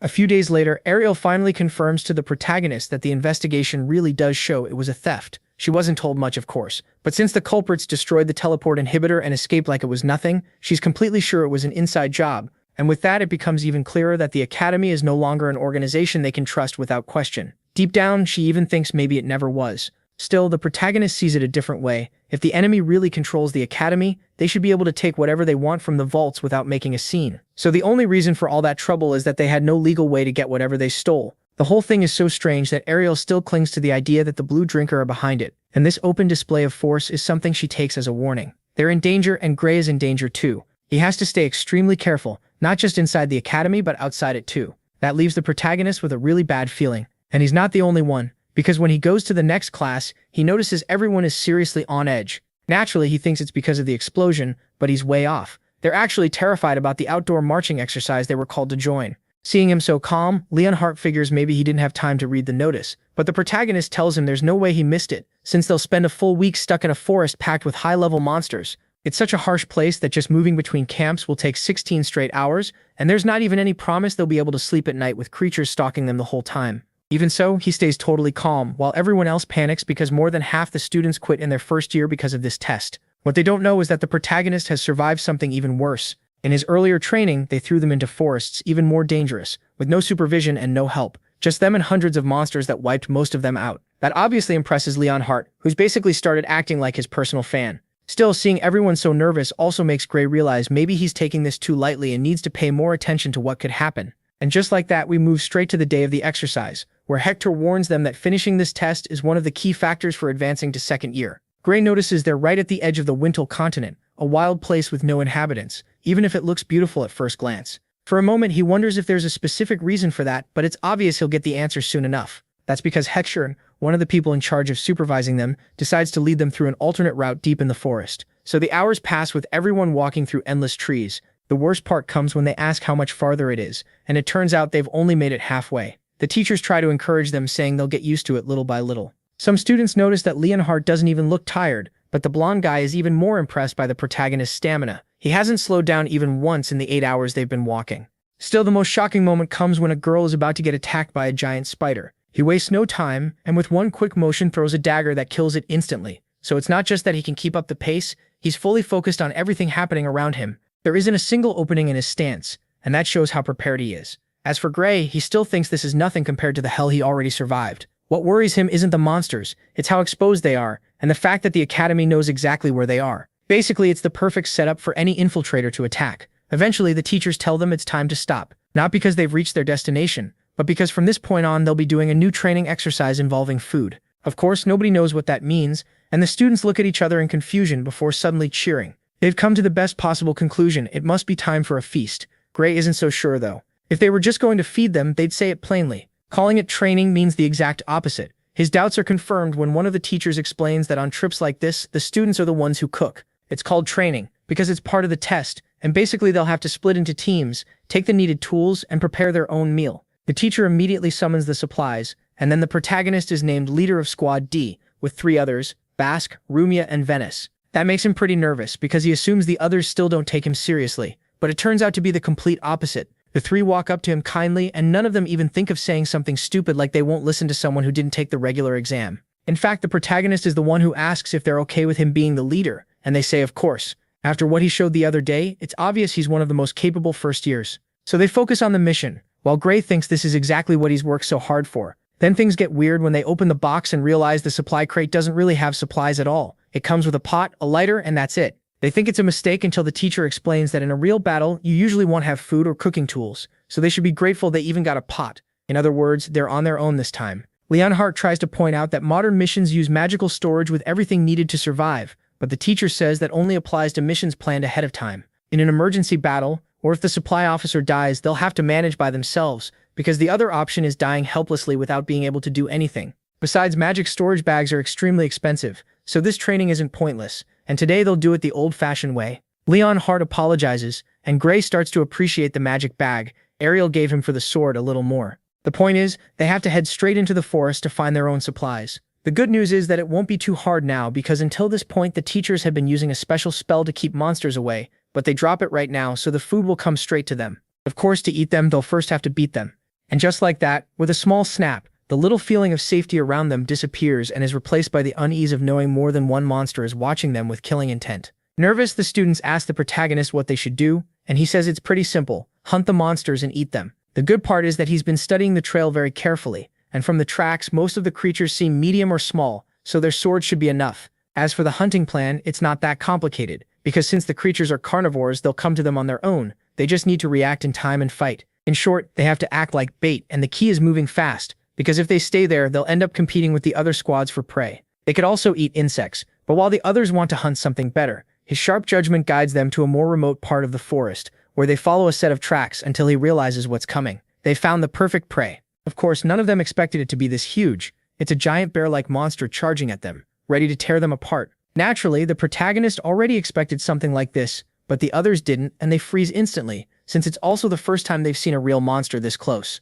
Worse yet, the creature is much faster than they expected. Even so, they still manage to dodge it just in time, and their bodies react almost instinctively to each attack. The pink-haired boy thinks this is exactly what he's trained for all this time, and after dodging another huge strike, it's his turn. He drives his sword into part of the monster's neck. Or at least that's how it seems, because right when he thinks he has it cornered, the bear swings one of its paws at him. He doesn't notice until it's only inches from his face, but luckily the protagonist reacts in time, and with one quick move tears the whole paw off. That triggers a wild, violent reaction from the creature, and with the protagonist fallen on his back beside it, the beast lashes out with an attack that would have been brutal if not for the fact that Gray already knew it would react like that, and in a matter of seconds he cuts off its head. From a distance, all of this is seen by his teammates, who can't believe he pulled it off so easily. Then the protagonist quickly helps the pink-haired boy back up, and of course he thanks him for it. Gray warns them not to relax. Even a dying monster can still move after a fatal hit. So instead of focusing only on killing them, everyone needs to focus on staying alive. These aren't people, they're beasts that fight to the bitter end. After that, they dig into the bear meat, and it tastes way better than anyone expected. The protagonist explains that monster meat changes a lot by species. Some can be eaten, but others are straight up poisonous. So he says they should always check the local species list before a mission. Surprised, Rumia asks if he trained in survival skills, and Gray says he knows a few things, but he's no expert. Their talk keeps going until another squad shows up. They clearly had a much harder time finding prey, so they ask if they can have some food. After checking with the others, the protagonist agrees. The problem is, before they can hand over anything, the professor suddenly appears and warns them that sharing food between squads is forbidden, then takes the unlucky group away. Not long after, all the teams gather again to start another 16-hour march to the next destination. This time the exhaustion is obvious because unlike the protagonist team, the others barely had time to recover, and the professor announces they'll camp here. The good news is that now they'll finally get portable rations and personal tents to rest comfortably. The bad news, there'll be a surprise attack drill during the night, so each squad has to come up with its own way to defend the camp. They can use any method they think works, and while some idiots instantly think about sleeping and using the other squads as an alarm system to know when the attack starts, the professor already planned for that and says every team will be placed in completely separate areas so nobody can take advantage or cheat. With that, they begin the second training exercise, and once again they set up their camp. Then they figure the safest plan would be to have 2 people on watch at once, but that would leave them with less time to sleep, so they settle on 1 person standing guard and rotating through the night. As for the order, it's a whole long thing, but the point is that the protagonist ends up second, while Bask, the pink-haired guy from before, takes third, and everything seems fine until they go to sleep, and Rumia starts the first shift, thinking it would be the easiest one. Then, to her surprise, right at that moment, a figure with a knife starts moving closer. The problem is she's already fighting sleep, so she notices nothing until the intruder steps on a twig, and the protagonist is the one who jolts awake with a bad feeling. No animal would move that carefully, so the enemy has to be human. Because of that, he peeks through a gap in the tent, and seeing that Rumia still hasn't reacted, he becomes even more sure that someone is out there. Right away, he remembers the warning Ariel gave him the last time they met. The people behind Bradley are after him. Even if this is probably just the planned surprise attack drill, he still has to be ready in case it's really an assassin. That's why he quietly slips out of the tent and starts checking the area around them, using the moonlight to see clearly. He follows the signs, and that brings back strong memories of the time he was personally trained by Jacob, the divine archer. Jacob taught him how to move without making noise or being noticed, stressing that the real issue wasn't sound itself, it was making sounds that felt too human. The goal was to blend in with the sounds of nature, to become part of the surroundings. Thanks to that, Gray can move in without being noticed, until he catches the intruder red-handed, and before the person can react, Gray puts a knife to his neck and warns him not to move if he wants to leave alive. First, he has to answer every question, and if he makes one useless move, Gray will kill him. He immediately demands his name and affiliation. Then comes the shock when the man turns around. It's the professor, sneaking around the camp as part of the surprise attack exercise. Of course, he never expected one of his own students to jump him like that, catch him completely off guard, and threaten him with such clear skill, control, and awareness in the open. Honestly, it makes sense. Still, the protagonist is so paranoid that he can't help wondering if this could still be an assassin pretending to be the professor, even though he admits that if someone really wanted him dead, they'd bring something stronger than a simple knife. So he takes a few seconds before finally backing off, but right then, Rumia interrupts them. She apparently came out to check the area, and she's shocked to find both of them together like that. They explain what happened, and the professor admits it's the first time he's seen first-year students this prepared, so prepared. In fact, that he assumes they had 2 people watching at the same time. That catches the protagonist's attention, so he explains he only came out because he heard a sound and asks if it was the professor who stepped on a twig nearby. Luckily, it was. The professor never imagined they'd detect the attack from something that small. Gray just says he's a light sleeper, and that makes the man laugh because he's been watching him, and ever since he entered the academy, Gray hasn't stopped surprising him so much that he starts to wonder whether there's really anything left for him to teach. Then he decides that from now on, Gray will be banned from night watch training because if he handles everything himself, his teammates won't get the chance to learn. Worried, the protagonist asks if that wouldn't leave the others with even fewer hours of sleep. So the professor offers a fix. He won't attack during the hours when Gray would have been on guard. That way the rest can sleep and still prove themselves on their own. On top of that, because he did so well, the professor automatically gives the protagonist a perfect 10 for that part of the test. And with that, the matter seems settled. Or at least that's how it looks. Because as the professor walks away, he can't stop wondering whether the protagonist went through some kind of special training, what exactly he might be hiding, and who he really is. With all those questions hanging in the air, we move to the next day, when he gathers the students again to continue the march, and the strain from lost sleep, plus the wear from not resting properly, starts showing even more. Even so, the students push through and keep walking until sunset. When the professor says they've reached the next camp, the thing is, they're so worn out and traumatized that they're scared to hear what the next test will be until he tells them to relax, because today's training is over. They don't have to do anything else, and he doesn't even expect them to set up the tents because he already handled that so they can rest comfortably until the food is ready. Yes, food, because while everyone sleeps peacefully, the teachers prepare a full feast for them. The only one still uneasy is the protagonist, who thinks this can only mean one thing: tomorrow is going to be hell. Beside him, Leonhardt says that no matter what happens, he's sure Gray will be fine, and they keep talking until the professor announces they can come out. The moment they do, they're welcomed by a table packed with delicious food, along with the confirmation that they can eat as much as they want. He even praises them for all their hard work over the last few days. But the look on his face makes it obvious this is too good to be true. And that gets confirmed the next day, when he and the other teachers explain that they're about to begin the most dangerous part of the training, where they'll have to cross the dangerous zone of the Gastia mountain range. It's a harsh place, but things still go fairly well at first because they've recovered, have their energy back, and are moving at a fairly calm pace. Once again, everything feels fine until they're warned to get ready, because in 2 kilometers they'll enter the habitat of the water lizard, a monster far stronger than anything they've faced so far, one that can kill a person in seconds. That's why they're told to move slowly and not draw attention, since any noise could mean death. Even though these creatures usually seem calm, they're still bloodthirsty. Again, Gray thinks the situation reminds him of the training he had with Jacob, so he starts moving exactly the way Jacob taught him, a method the professor instantly recognizes as something only a skilled monster hunter would do. Meanwhile, the other students move so badly it's almost ridiculous, so the professor yells at them to hurry up. The protagonist thinks that's reckless, since they're still beginners in an extremely dangerous area. Even so, they keep moving until they reach the most critical part of the territory. There, he tells them that from that point on, talking is forbidden. Strangely, everything feels so peaceful that many of them let their guard down. One guy even starts thinking all those warnings about the water lizard must have been fake because there's no way they'd bring a bunch of inexperienced students into a place where they could die at any second. And of course, that becomes his biggest mistake because he loses focus and trips, hitting the ground right away. For a moment, the idiot thinks that's all that'll happen. He'll lose a few points and keep going at the academy. But he couldn't be more wrong, because within seconds they find themselves completely surrounded by the creatures, and the next thing we get is a full rush straight at them, all hunger and bloodlust. One of them is about to rip that student apart with its claws when Hector steps in and stops it, driving his sword through its head. The strike is so strong it cracks the ground, but sadly that only marks the start of the nightmare, because the second he pulls out his sword, another beast leaps at them at full speed, forcing Leonhardt to jump in with a clean, confident strike that would have been enough to kill it if the monster's hide weren't so thick that it deflects the blade. Its scales block the blade like armor, and in the end, the lizard comes out without a single scratch. By then, it's already right on top of them. That leaves the blonde at a huge disadvantage. Luckily, Hector steps in again and yells that this isn't something the students can fight. He orders them to fall back while he and the other teachers handle the monsters. It sounds fine, except even the teachers struggle to deal any deep damage, and the shocking part is that even though they can only land a few cuts, they still manage to bring them down. Then the mustache professor explains that during summer, water lizards carry very little water in their bodies, so even a small loss of blood can kill them. One of the boys asks if they could have beaten them during the rainy season, and the mustache man says no, they'd all be dead if that were the case. That's exactly why all this training is done at this time of year. After that, they keep moving until they finally reach the summit, and Hector congratulates them. Even with that setback, they made it. Leonhardt says the hardest part wasn't the brutal path itself, but the stress of crossing it without making even the tiniest sound. And that's the whole point of the training, which becomes obvious when they look at Gray. He's calmer than ever since war already trained him for situations like this.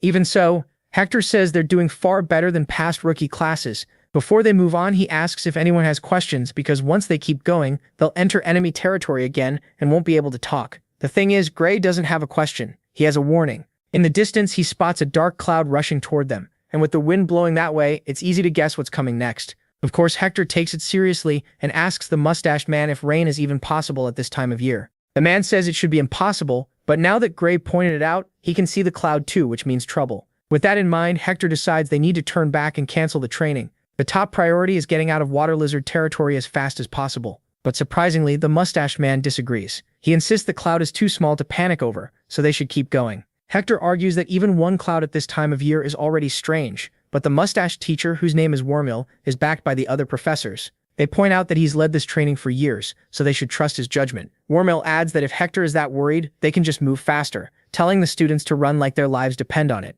Still, there won't be time to fight any monsters, so they have to be even quieter. The problem is, just like Hector feared, less than 10 minutes pass before it starts pouring rain, something completely unnatural for this season. It's so strange that he starts wondering if the rain is being caused by someone, and as if that wasn't enough, Wormill starts talking out loud about how shocked he is, even though everyone knows they can't make noise. So Gray walks over and tells him to be quiet, but the idiot keeps talking until the obvious finally happens. A water lizard appears behind him, ready to kill. Worst of all, just like they were warned, this one moves much faster than before, and Wormill barely manages to dodge it. Still, he does avoid the hit and draws his sword just in time to strike back, piercing the creature's arm and making it spill plenty of blood. But it doesn't fall. Instead, it turns even more savage, glaring at him like he made a huge mistake. A second later, the beast counters, snapping its tail like a whip, but even though Wormill stabs it again, it still isn't enough. The force of the blow sends him flying across the forest, and he slams straight into a giant rock. Several seconds pass before he manages to stand, shaking from the effort.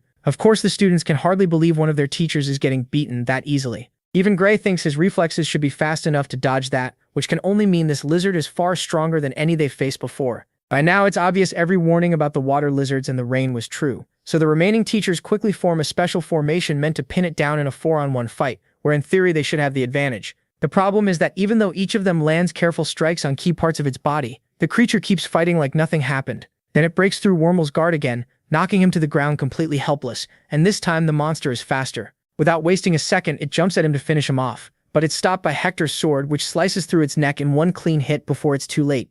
Things are so bad that even they seem surprised they actually managed to kill it. Hector warns that this is no time to relax because not even the teachers are strong enough to come out of this unharmed. The mustache man agrees and tells one of the female teachers to cast an emergency teleport spell so they can get out before it's too late. The problem is, she says she's been trying for a while, but for some reason it won't work. When the others try, they get the same result. It's clear something or someone is blocking their teleport magic on purpose. And combined with the fact that rain started when that should be impossible, it can only mean whoever is behind this is targeting them more. Specifically this whole expedition. Wormhole starts to panic and asks what they should do. Another teacher says trying to cross the zone in this rain is certain death, so maybe they should make camp and wait for the storm to end. That sounds reasonable, except if the rain is artificial, there's a good chance it won't stop until they're all dead. That starts a long argument, because both options have their own pros and cons. They really seem trapped. Then Gray tells them that as long as there's healing magic, he can fight, because with his ability their odds of surviving go up. Hector admits he has a point, but neither of them can promise Gray will last until they reach the exit. Still, staying there means dying, so even with the risk of pushing his powers too hard, Gray insists this is the perfect chance to train and push past his limits in a real life or death situation. It's also the only plan they have, and when Hector tries to refuse, Gray corners him by asking if he really values his own life more than the dozens of students who could die there if they do nothing. That instantly reminds Hector that Ariel had already warned him about Gray's habit of wanting to sacrifice himself every chance he gets, and he also remembers the desperate look on her face when she asked him to protect the boy. Even so, he has no choice but to accept, asking him to. But right then, they get cut off by Wormhole, who insists it's insane to trust so many lives to a single student. Hector says they haven't seen everything Gray can do, and since they don't have many options, he suggests they take the risk together and trust in Gray's power. Some of them seem to consider it, but Wormhole doesn't budge. As another option, he orders some of the teachers to use communication magic to send a rescue request to Academy headquarters, thinking it's safer to wait than try to escape with just one student. And even though communication is blocked too, the teacher he asked insists he managed to send the message. The problem is, instead of calming things down, Wormhole accuses Hector of being reckless and willing to put the students in danger, and the tension only keeps rising. Hector fires back that the monsters could attack again before any reinforcements arrive. Even so, it seems like everyone is siding with Wormhole, who ends the argument by saying they should stay put, so they fall silent and start waiting for a miracle. The problem is that with every passing second, the students grow more nervous, because for some reason the only one staying calm through all of this is Wormhole himself. He doesn't even react when he hears movement in the forest, a sign the lizards have finally come for them. The good thing is, Hector doesn't waste a second and takes a battle stance, while telling Gray not to step in unless things get really bad. Without hesitation, Gray agrees, and then the teachers begin round 2 against another one of the creatures, which manages to wound one teacher before Hector and Wormhole finish it with a joint strike straight to the chest. That small win makes them think they have things under control, but they're completely wrong.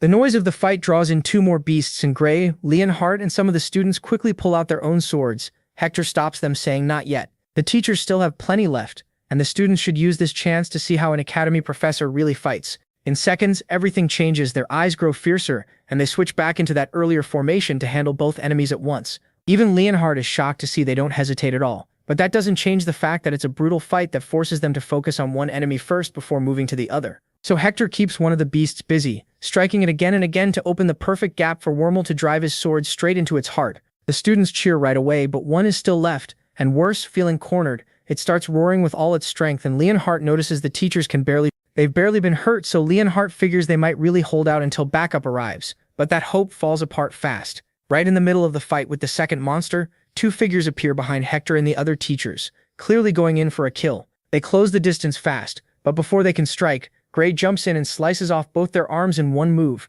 Even that isn't the biggest shock, because the attackers aren't strangers at all. They're Wormhole and the glasses-wearing teacher who had backed every one of his choices up to now. The teacher they almost hit turns and sees both men bleeding out on the ground, but he forces himself to stay focused on the creature. At the same time, Hector thanks the protagonist for protecting them. With that, they bring the monster down. Then the really important part starts when they confront those bastards and ask what the hell they were trying to do. Of course, Wormhole denies everything and claims he was only attacking the creature when Gray cut off his arm. The glasses teacher backs him up, shouting that Gray should be arrested, but another professor calls them pathetic because everyone there saw exactly where their attacks were aimed. The students confirm it too, looking at each other and realizing they all witnessed the same thing. Sadly, this isn't the first time something like this has happened at the academy. It has plenty of enemies after all. But it is the first time the attack came from the teachers themselves. And as for the reason, it's obvious those bastards planned to cover it up as an accident. It's still unclear whether they meant to kill the students or kidnap them for something worse. But one thing is certain, they're safe now because of the protagonist. That said, Gray tells Wormhole to stop pretending,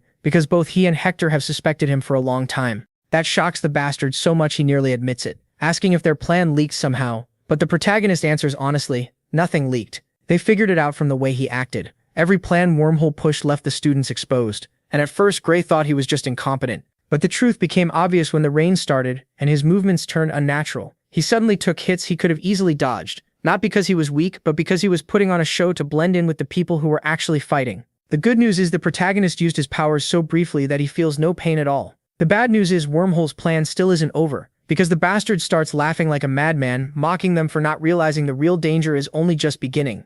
Even after exposing him, nothing has really changed. The rain spell is still active, monsters will keep coming, and backup will take too long, so they're all gonna die. Still, he says he can offer them a way out. He's willing to spare the students if Hector, Gray, and the other teacher named Rent give up their lives. To make the threat even clearer, a third accomplice shows up, ready to kill them. But the protagonist needs only a split second to get behind him and threaten to rip out his throat if he moves again. The problem is, even then, Wormhole doesn't look worried until the protagonist realizes the third accomplice is the group's teleportation magic expert. In other words, he's probably the one who blocked that magic in this area, and that means he could be the key to getting everyone out the right way. For the first time, Hector admits even he hadn't noticed that. After saying Gray is far too sharp to be just a student, he marches up to the man and nearly drives his sword into his eye, ordering him to send all the students and teachers to the base of the mountain right now. If he refuses, Hector says he'll take one eye, then move on to the rest of his body. Gray backs that up, pressuring him with his ability and warning him not to send them anywhere else or leave anyone behind. Now Wormhole finally starts to get scared,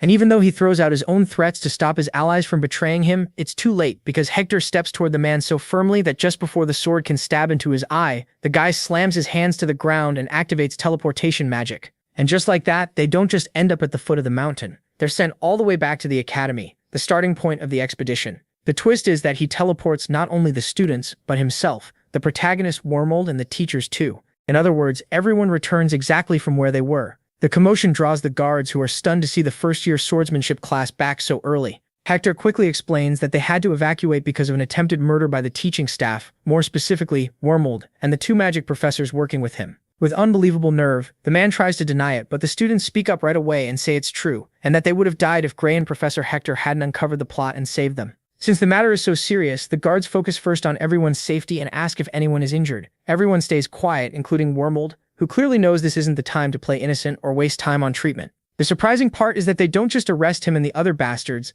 they cuff everyone and take them to a special room to start questioning them, making sure there's no cover-up or escape by other accomplices. So one by one, they all go into an isolated room to give their version of what happened, and that goes on for hours. Then, without even waiting a full day, they're called into a courtroom for the final verdict. The headmaster begins by saying the main people responsible were Professor Wormhole, the expedition leader, Professor Valen, who turns out to be the vice headmaster, and two magic professors from the emergency team who helped stage the whole thing. We also learn the teacher who supposedly used the first teleport spell to escape was part of it too. So she, Wormhole, and the vice headmaster are found guilty of knowingly and repeatedly helping carry out the criminal plan. Best of all, there are no lighter circumstances here, so they're sentenced to death on the spot, and the investigators are allowed to torture them for every bit of information they can get about anyone connected to the case.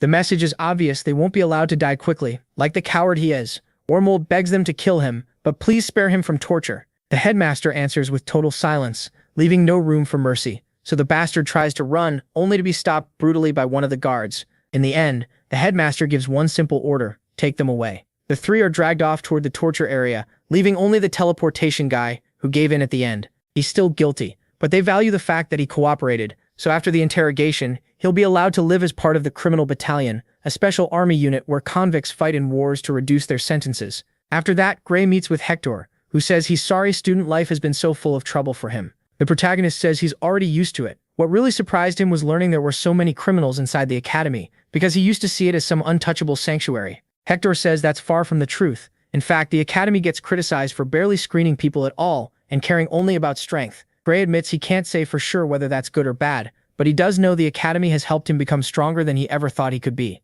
The place may be corrupt, but there are still people there he really can trust, and that's enough for him. Those words make Hector think Gray definitely isn't an ordinary student. That's exactly why he warns him. The classes are about to get much harder from here on out. It'll be rougher, but he'll grow even stronger. Gray answers that that's the whole point. Several days later, Ren gathers them to praise how they handled the training trip. A lot of strange things happened, sure, but the important part is that they survived. which means basic physical training is over, and it's time for the next stage. Before explaining what comes next, though, he shows them the goal they're expected to reach by bringing out a steel stake more than 15 centimeters thick, one that he can split in half with a single strike. Confidently, he says, anyone who can cut it cleanly in one slash will get approval to jump straight to second year. Anyone who can't has to keep training, and if they still fail by the end of the term, they'll be expelled automatically. The harsh part is that every year, about half of the students fail to cut it, so only around half of the first years move on to second year. Worried, one girl asks what happens if they get expelled, and he's quick to say it's not like they'll die. Usually they just transfer to smaller academies in their own countries. Most students expelled from the World Academy end up becoming top talent in smaller groups, and if they don't want to keep studying, they're still welcomed as royal guards or even bounty hunters in different guilds. In short, just making it this far already means they've become something special, already makes them superhuman, and Gray remembers what Ariel once told him, that the gap between this academy and everyone else is completely insane. Either way, instead of stressing over getting expelled, Ren tells them to try cutting the steel stake, which looks impossible for students at their level. And yeah, it really is, because the first student can't even leave a mark on it. Even worse, he hurts his hand and drops his sword.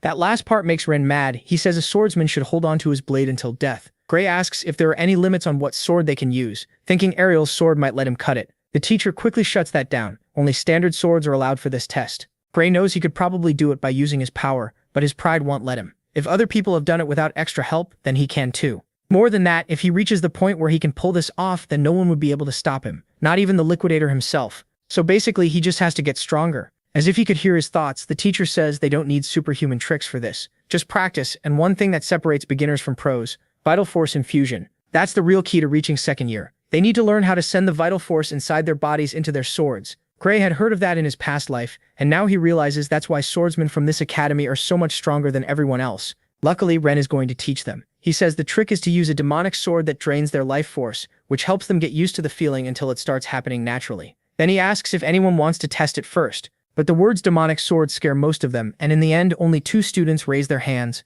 Gray, desperate to get stronger, and Leonhardt, who's still upset that he couldn't do anything against the water lizard, even though he was the strongest student. In the end, the teacher picks the blonde one. The moment he grabs it, he feels his strength being drained little by little. Since he's still a beginner, he shouldn't hold it long, so the teacher tells him to hurry, and to everyone's shock, he actually cuts the stake. He's not strong enough to slice all the way through, but he does manage to leave a very deep cut, and everyone is seriously impressed, until he suddenly drops to the ground. The others rush to help, but Ren tells them not to worry. Everyone goes through this at first, they just need rest to recover the energy the sword stole. He's actually impressed Leonhardt lasted that long with it in his hands. That's what he'd expect from the top student. After that, it's Gray's turn, and he steps forward without hesitation. Even after watching the blonde guy drop like a sack of potatoes, he makes one clean move, draws the sword, and immediately feels himself getting weaker by the second, so he rushes to land his strike. To everyone's surprise, he manages to cut through almost the entire stake. Of course, he still has a long way to go, so he puts the sword away before passing out. Ren is stunned, because it's the first time a student has stayed standing after doing that.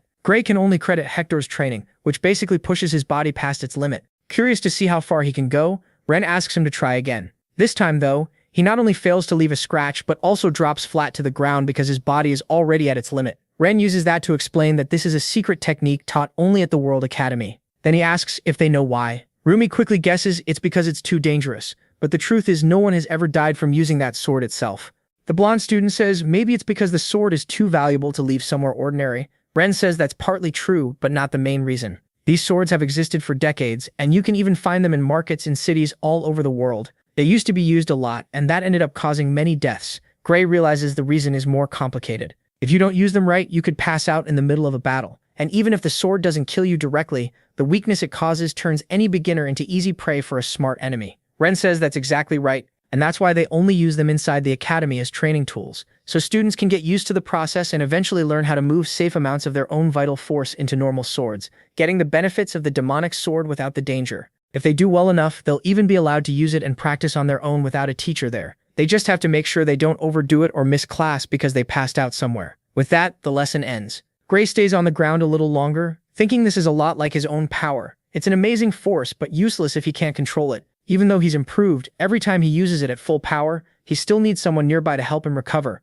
That won't work long term, and it definitely won't work in the real world. He needs something he can use by himself. He has to grow stronger so he can handle the side effects, and in that moment he realizes coming to the academy was absolutely the right choice. For a second, he even wonders if he could combine this vital force technique with his own power, and starts asking himself how far he could go with something like that in his hands. Keeping that idea in mind, several days pass, and next Gray is training like crazy with the sword. He still hasn't managed to cut all the way through, but he's made a method where he uses it, then only needs about 3 minutes of rest before trying again. It's obvious he's starting to get the hang of it, and he thinks it might be time to try a normal sword. But the assistant watching him notices what he's about to do and stops him, because Ariel herself said she wanted to be there the moment he pulled it off. Gray assumes she's probably busy and says he shouldn't bother her, but he's surprised when the man explains that she cleared her whole schedule because she had a feeling he would master the sword that very day. The strange part is that Ariel doesn't come alone. She brings a hooded woman with her, supposedly there to heal him if something goes wrong. Without asking more questions, Gray decides to make one last attempt with the demonic sword before switching to a normal one, this time focusing completely on copying the feeling of his vital force flowing through the weapon.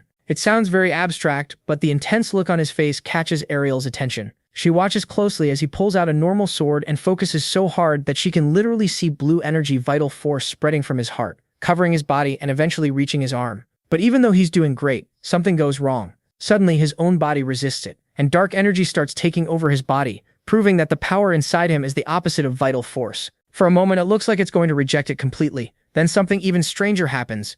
The two start to mix, and it happens on its own. The voice behind the sealed door urges him to give it more, to the point that it starts pulling in all his vital force against his will, like a stronger version of the demonic sword, except this time he can't let go at the right moment. Seeing what's happening, Ariel gives only one order: do it. Without hesitating for even a second, the assistant tears off Gray's arm. It almost instantly turns to dust from the overload of dark energy. Strangely, Ariel had already expected something like this might happen, because the hooded woman uses incredibly strong magic that not only stops the bleeding, but can even regrow lost limbs, restoring Gray's arm to normal. It starts with the bones, then the muscle, then the skin. Even Ariel looks deeply impressed when she sees it happen. The woman tells her she shouldn't be, since Ariel was the one who discovered her power in the first place. Then she simply leaves. Hours pass and then Gray wakes up, confused. Luckily, Ariel is still beside him, and she asks if he remembers what happened. Gray explains that when he tried to use his vital force, the power in his arm went completely wild and started absorbing it like his life depended on it. After that, the assistant cut off his arm, so he freezes when he realizes he still has it.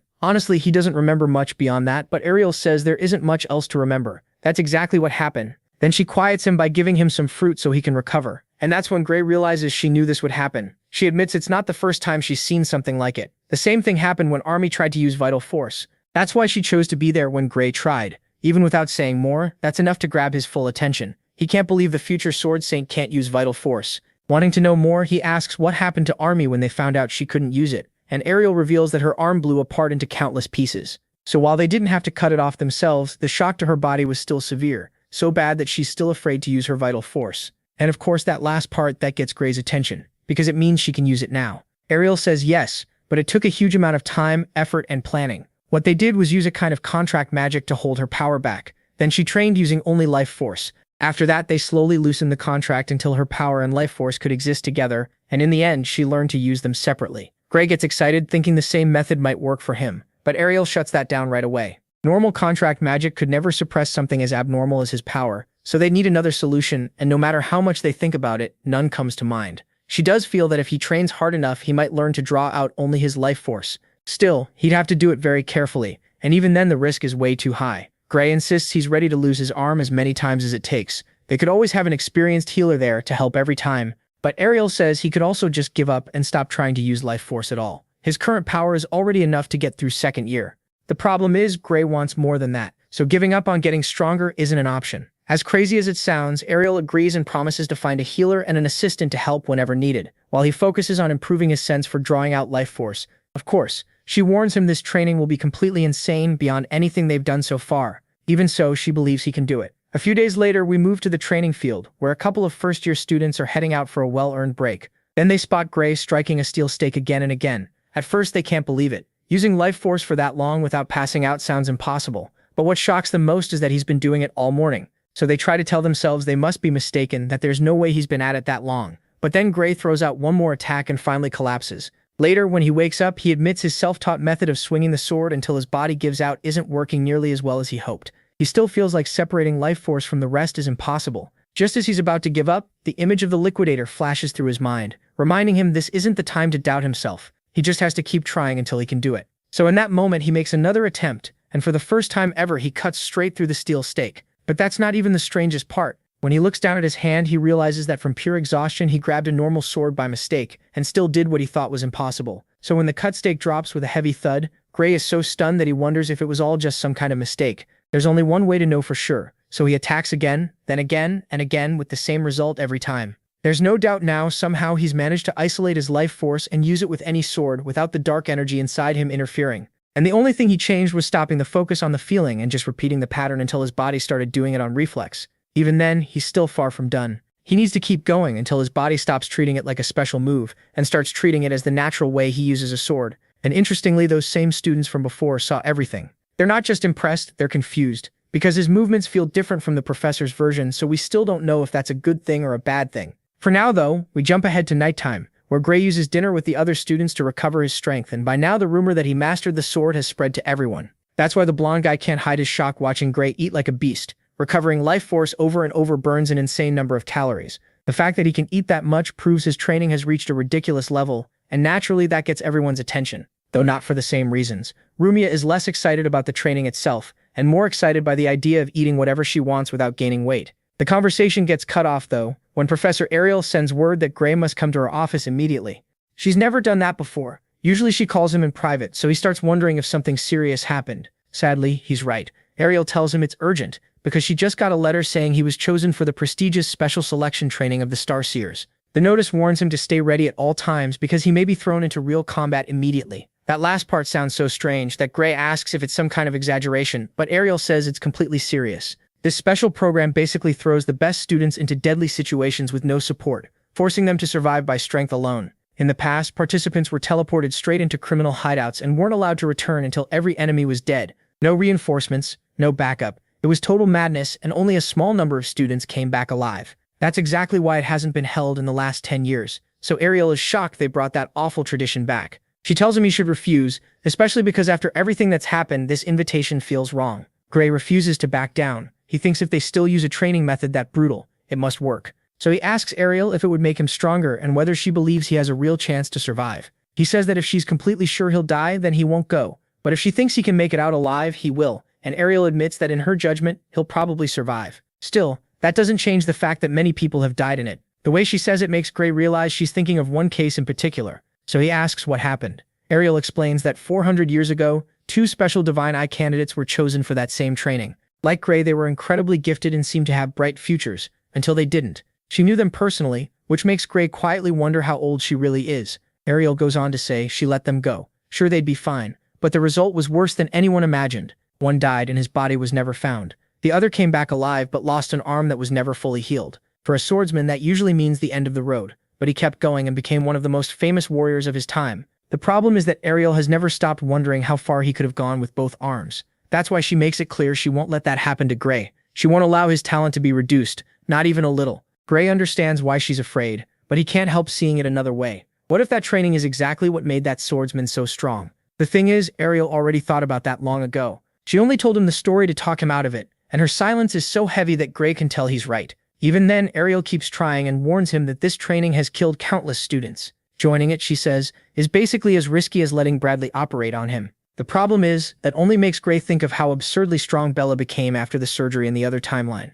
So if he has to take a small risk to reach that level, he'll do it. Of course, none of that matters if he dies, but before he can say he's made up his mind, they're interrupted by an assistant delivering a letter from Central Command, the top people who run the academy. They're so important that even Ariel, respected as she is, doesn't know most of their faces. To be honest, she's not even sure they're human. She asks Gray to stay while she reads it, and strangely enough, the letter is about him. It says they know she'll probably try to cancel his training, and want to make a few things clear first. Apparently there are 2 kinds of training. One raises people to a decent level of strength, and everyone survives. The other kills 8 out of every 10 students, but the 2 who live come back stronger than all 10 were before. Then in a cold tone, they ask which kind she wants for Gray. But it's only a formality, because they make it clear she has no power to refuse. The decision is already made. Gray will participate, and the interesting part is that the letter is signed with the name Professor Starseer, the same name as the training program itself. That means whoever is behind this probably brought the training back just so Gray would take part. What Ariel can't understand is how that person convinced Central Command to support something so insane, and why they're going this far for Gray. In the end, the only way to avoid the training would be for him to leave the academy. Of course, he's not going to quit. Even so, Ariel still thinks he could have a bright future if he trained on his own. That fear runs so deep that she's stunned when Gray keeps insisting he won't back down. In his mind, if a simple training course can kill him, then he was never going to last long in this world anyway. With nothing left to argue about, Ariel finally speaks more openly and admits that the ones who survive really do become major figures, who leave their mark on history. She hid that part because she still hoped to talk him out of it. But now the only thing she wants is for him to come back alive, and Gray answers right away that's the plan. After that, the students chosen for this special test are Gray and Leonhardt. Luniel is there too, the strongest second year, and Bard, a third year known as the worst in his class. The four are called into an empty room, where a hooded woman explains that Starseer never meets students face to face. She'll be speaking for him, and she gets straight to it. Their mission is to raid a human trafficking base run by the Bloodbrinkers. It's empty of captives right now, so there's no danger to civilians. But they need to remember this is a criminal group. That means the mission ends only when every enemy there is dead. After hearing that, Luniel asks if this isn't supposed to be work for real soldiers. The woman agrees but says that's exactly why they're being sent. They need real battlefield experience. Then Bard asks if it's true they'll have no supervision. She says yes, completely true. They'll go in alone with no resources, no backup, and no one protecting them. They won't even be allowed to keep the defensive magic collars around their necks. Bard points out that as a third year, he should already be stronger than plenty of teachers, until Leonhardt reminds everyone that Gray already beat 2 teachers before. Ignoring the tension, the woman says that if there are no more questions, they'll be sent to the combat zone in exactly 2 hours. During that time, they're to study all the mission details they've been given. Bard notices their drop point is right in the middle of enemy territory. That's not just bad, it makes no sense, since a base like that should have an anti-teleport barrier stopping anyone from getting in. Gray asks how they're supposed to reach it, and the woman explains the base usually does have a barrier, but they manage to destroy part of it from far away, opening a gap that will last about 10 hours. That's why they have to wipe out the base before then. Still, there's a catch. Because of that attack, the enemy already knows they're coming. They're on full alert and fully ready for whatever comes next, making the mission far more dangerous than they first thought. Keeping that in mind, Bard says they need a strategy, and Luniel agrees, asking everyone to explain their abilities so they know what each person can do. But then Bard says that won't be necessary. He only has to look at them to know who's the strongest. In fact, he claims Luniel would need 2 copies of himself just to maybe beat him. As for Leonhardt and Gray, he says they're about on the same level. That kind of confidence leaves all 3 boys confused, because as far as they knew, he was the weakest third year. Like he can read their thoughts, Bard tells them to test him whenever they want. He doesn't need any safety rules, they can just attack. Now Luniel really gets mad, steps forward, and strikes from behind. To everyone's shock, Bard blocks it with one hand. Luniel is no weakling, yet Bard somehow makes him look like a beginner.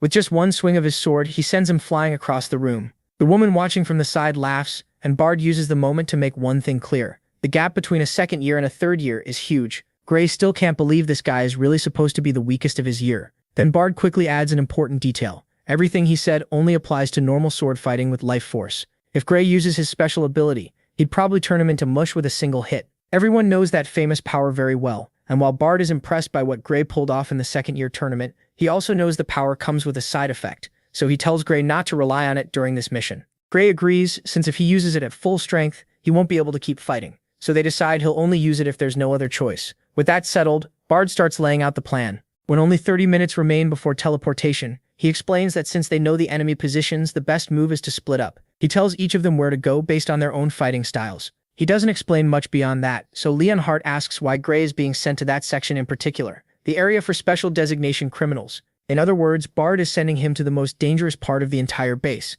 packed with insanely powerful criminals, including some former academy students. Bard admits he's right. Gray is being sent straight into the lion's den, but there's a reason for that. If Bard's suspicion is correct, there's a criminal there that neither he, Leonhardt, nor Luniel can defeat. If they try, they'll die for sure. The only one with a real chance is Gray. That reminds Gray that people with monstrous strength exist in this world, the kind who can wipe out thousands of normal soldiers in seconds.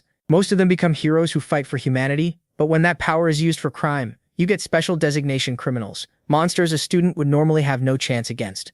Bard explains that even the weakest criminal in that group is far stronger than any teacher who supervises first and second year students. That's exactly why they need Gray's power, someone with a trump card that gives them at least a shot if things go wrong. Leonhardt still disagrees and says that against someone so strong, they should use numbers. That does make sense, until Bard reminds him that against a monster like that, none of them would last even a second. They'd only get in the way and risk dying for nothing. When the power gap is that huge, numbers mean nothing. Humans fight humans, and monsters fight monsters. Leonhardt raises another good point. Even if Gray wins, he'll be in such bad shape that he'll need one of them there to help him. But what he hasn't taken into account is that if they stay grouped together, the enemy will surround them and kill them instantly. Their only way to survive is to split up and never stop moving. Luniel suggests going in pairs, but Bard shuts that down right away. He didn't ask for opinions. He says this isn't about being the strongest, it's about experience, and this is the only way to win. Gray thinks the plan has way too many holes, but with only 10 minutes left before the mission starts, there's no point arguing. The best thing he can do is keep everyone calm and go along with it. Seeing that Gray has no objections, Lunal finally accepts the plan. As for Leo, he still has doubts. Even so, Gray tells him there's no other choice. Instead, he asks Leo to sneak some healing potions from the medical area and keep them ready for emergencies, because he wants a way to stay on his feet if he ends up using his ability. Leo agrees, promising he'll get them to him even if it costs his life. Then the scene shifts, showing two men inside the villain's hideout mopping the floor while talking about the horrible things they did to the last slaves brought there. The worst part is that they don't talk about them like people at all. They speak as if they were just objects, and despite the twisted sound of their voices, their eyes light up when they talk about how much they enjoy playing with those objects. Thankfully, it doesn't take long before they hear noises coming from other parts of the fortress. Then one of them loses his head in a single slash. It happens so fast that the other one doesn't even have time to react before Leonhard appears behind him and cuts him in half. He clearly heard everything, and these men are just as vile as the rumors said. The upside is that he doesn't need to hold back at all when killing this trash, since there are no civilians. Bard reminds them they have permission to wipe out anyone they find inside the building. Other than that, they just need to stick to the plan. Without another word, the operation begins, and the four of them split up. Gray charges straight down a hallway packed with enemies. They assume he came alone and threaten to kill him, but then one man steps in, insisting he'll handle Gray himself. What nobody expected was for Gray to cut him clean in half mid-sentence, at such insane speed that the others don't even see it happen. Gray realizes these thugs are much weaker than he expected, and he starts wondering if it's some kind of trick to make him lower his guard. But as the minutes pass and the scum keep dropping like flies, he realizes they really do have a good chance to win. At the same time, the enemies notice the madman in the uniform and realize the threat is more serious than ever, so one of the leaders orders his men to keep their distance because just like Bard warned, if they bunch up, they're more likely to all get killed. Then one soldier tries to strike Gray from behind, but Gray jams a sword through his mouth, skewering him on the spot. That alone is enough to tell them they need a better plan. The problem is there are so many of them that a lot still think they can win if they all rush him at once. But even 10 against 1, with a mage helping them, they still can't land a single hit. Gray slips past every ether bullet with a few quick moves, and the attack is so basic that he keeps pushing forward through it, gets close and slices the guy's chest open. Once again, he thinks they're way too weak to belong to such a famous criminal group, and part of him still believes they aren't fighting seriously. But the killing intent in their eyes says otherwise. They really do want him dead, and they move like people used to murder. Each of them has probably killed at least 10 people before, which makes it even stranger that they're this weak. A few minutes later, he's already taken out most of them, and when the next wave shows up, he finally understands his mistake. He was comparing them to academy students. Even the weakest first year could wipe out these idiots in no time, so Gray focuses on moving ahead as fast as he can. At this pace, he thinks he can do it. The only real danger is the special designation criminal, who still hasn't appeared. Eventually, Gray kills everyone except the leader, a coward who immediately tries to bargain and says he has an offer. Gray isn't dumb enough to trust him, but he lets him talk in case he learns something useful. The man offers him a spot as one of the organization's elite enforcers. Since it's the first time Gray has heard of that, he asks for details and the guy keeps talking. He says it's the best job in the Blue Drinkers, because their only job is killing intruders. The normal members couldn't stop. It also comes with good pay, booze, women, whatever he wants. According to him, that's far better than anything the Academy can give, and Gray is already strong enough anyway. But Gray knows that's a lie, so he asks what happens if he refuses. Calmly, the man says Gray can kill him if he wants, but he wouldn't recommend it, because then Gray will die too. He warns him that the elite enforcer tied to this World Academy actually made it to 3rd year, and even back then was stronger than most teachers. So his choice is simple: a life of luxury, or certain death. Without hesitation, Gray says it's actually a very easy question. He chooses neither, because he's going to kill this man and anyone else who gets in his way. With that, he cuts off the man's head and keeps moving. As he walks down the hall, Gray keeps that warning in mind. The special designation criminal is definitely somewhere in the hideout. The good part is that the man said he, not they, so at least Gray knows there's only one. That changes a lot, because now it's obvious splitting up wasn't the best idea after all. If there had been lots of strong enemies, maybe, but since most of them are weak except for one, they would have been better off staying together. That's why he starts wondering if there's any way to regroup with the others. Then the scene cuts to Bard, who is questioning one of the criminals after cutting down everyone else in his area. He only wants one answer: the name of the special designation criminal in the hideout. The man says it's Meadow Bradley, the daughter of the teacher Gray killed some time ago. The criminal confirms there's no one else besides her, and once Bard has what he needs, he kills him immediately, thinking this is exactly what he expected. That's right, he already knew there was only one special criminal, and he split the team on purpose, not because it was the most efficient plan, but because the worst mistake in a group fight is dragging around dead weight. He separated them so each person would handle one section alone without worrying about helping a fallen teammate. Bard never wanted to risk his life protecting Gray or anyone else, and if one of them died, he saw it as acceptable collateral. So no, he isn't a traitor. He's just a selfish bastard who only cares about himself. and right now the only thing he wants is for the special criminal to appear in Gray's area. Unfortunately for him, that plan blows up in his face, because at that exact moment someone explodes the floor under him. He jumps back in time and the one behind it is Midu, the exact person he wanted to avoid.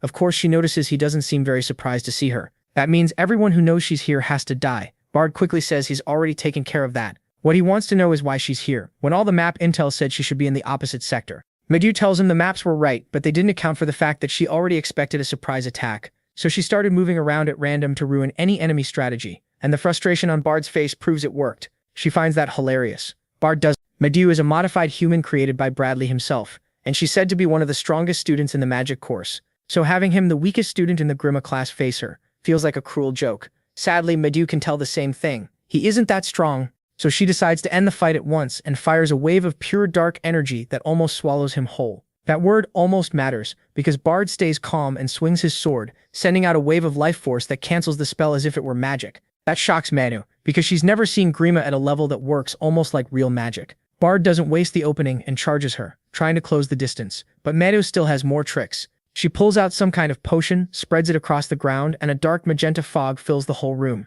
This time he can't cancel it with life force, and within seconds it wraps around him completely, then burns him alive. And just like that, Bard drops to the floor with his entire body burned. Manu thinks it's a shame she had to waste such a valuable material, but at least she can use the body of the victim to make more. Season finale. Chapter 52.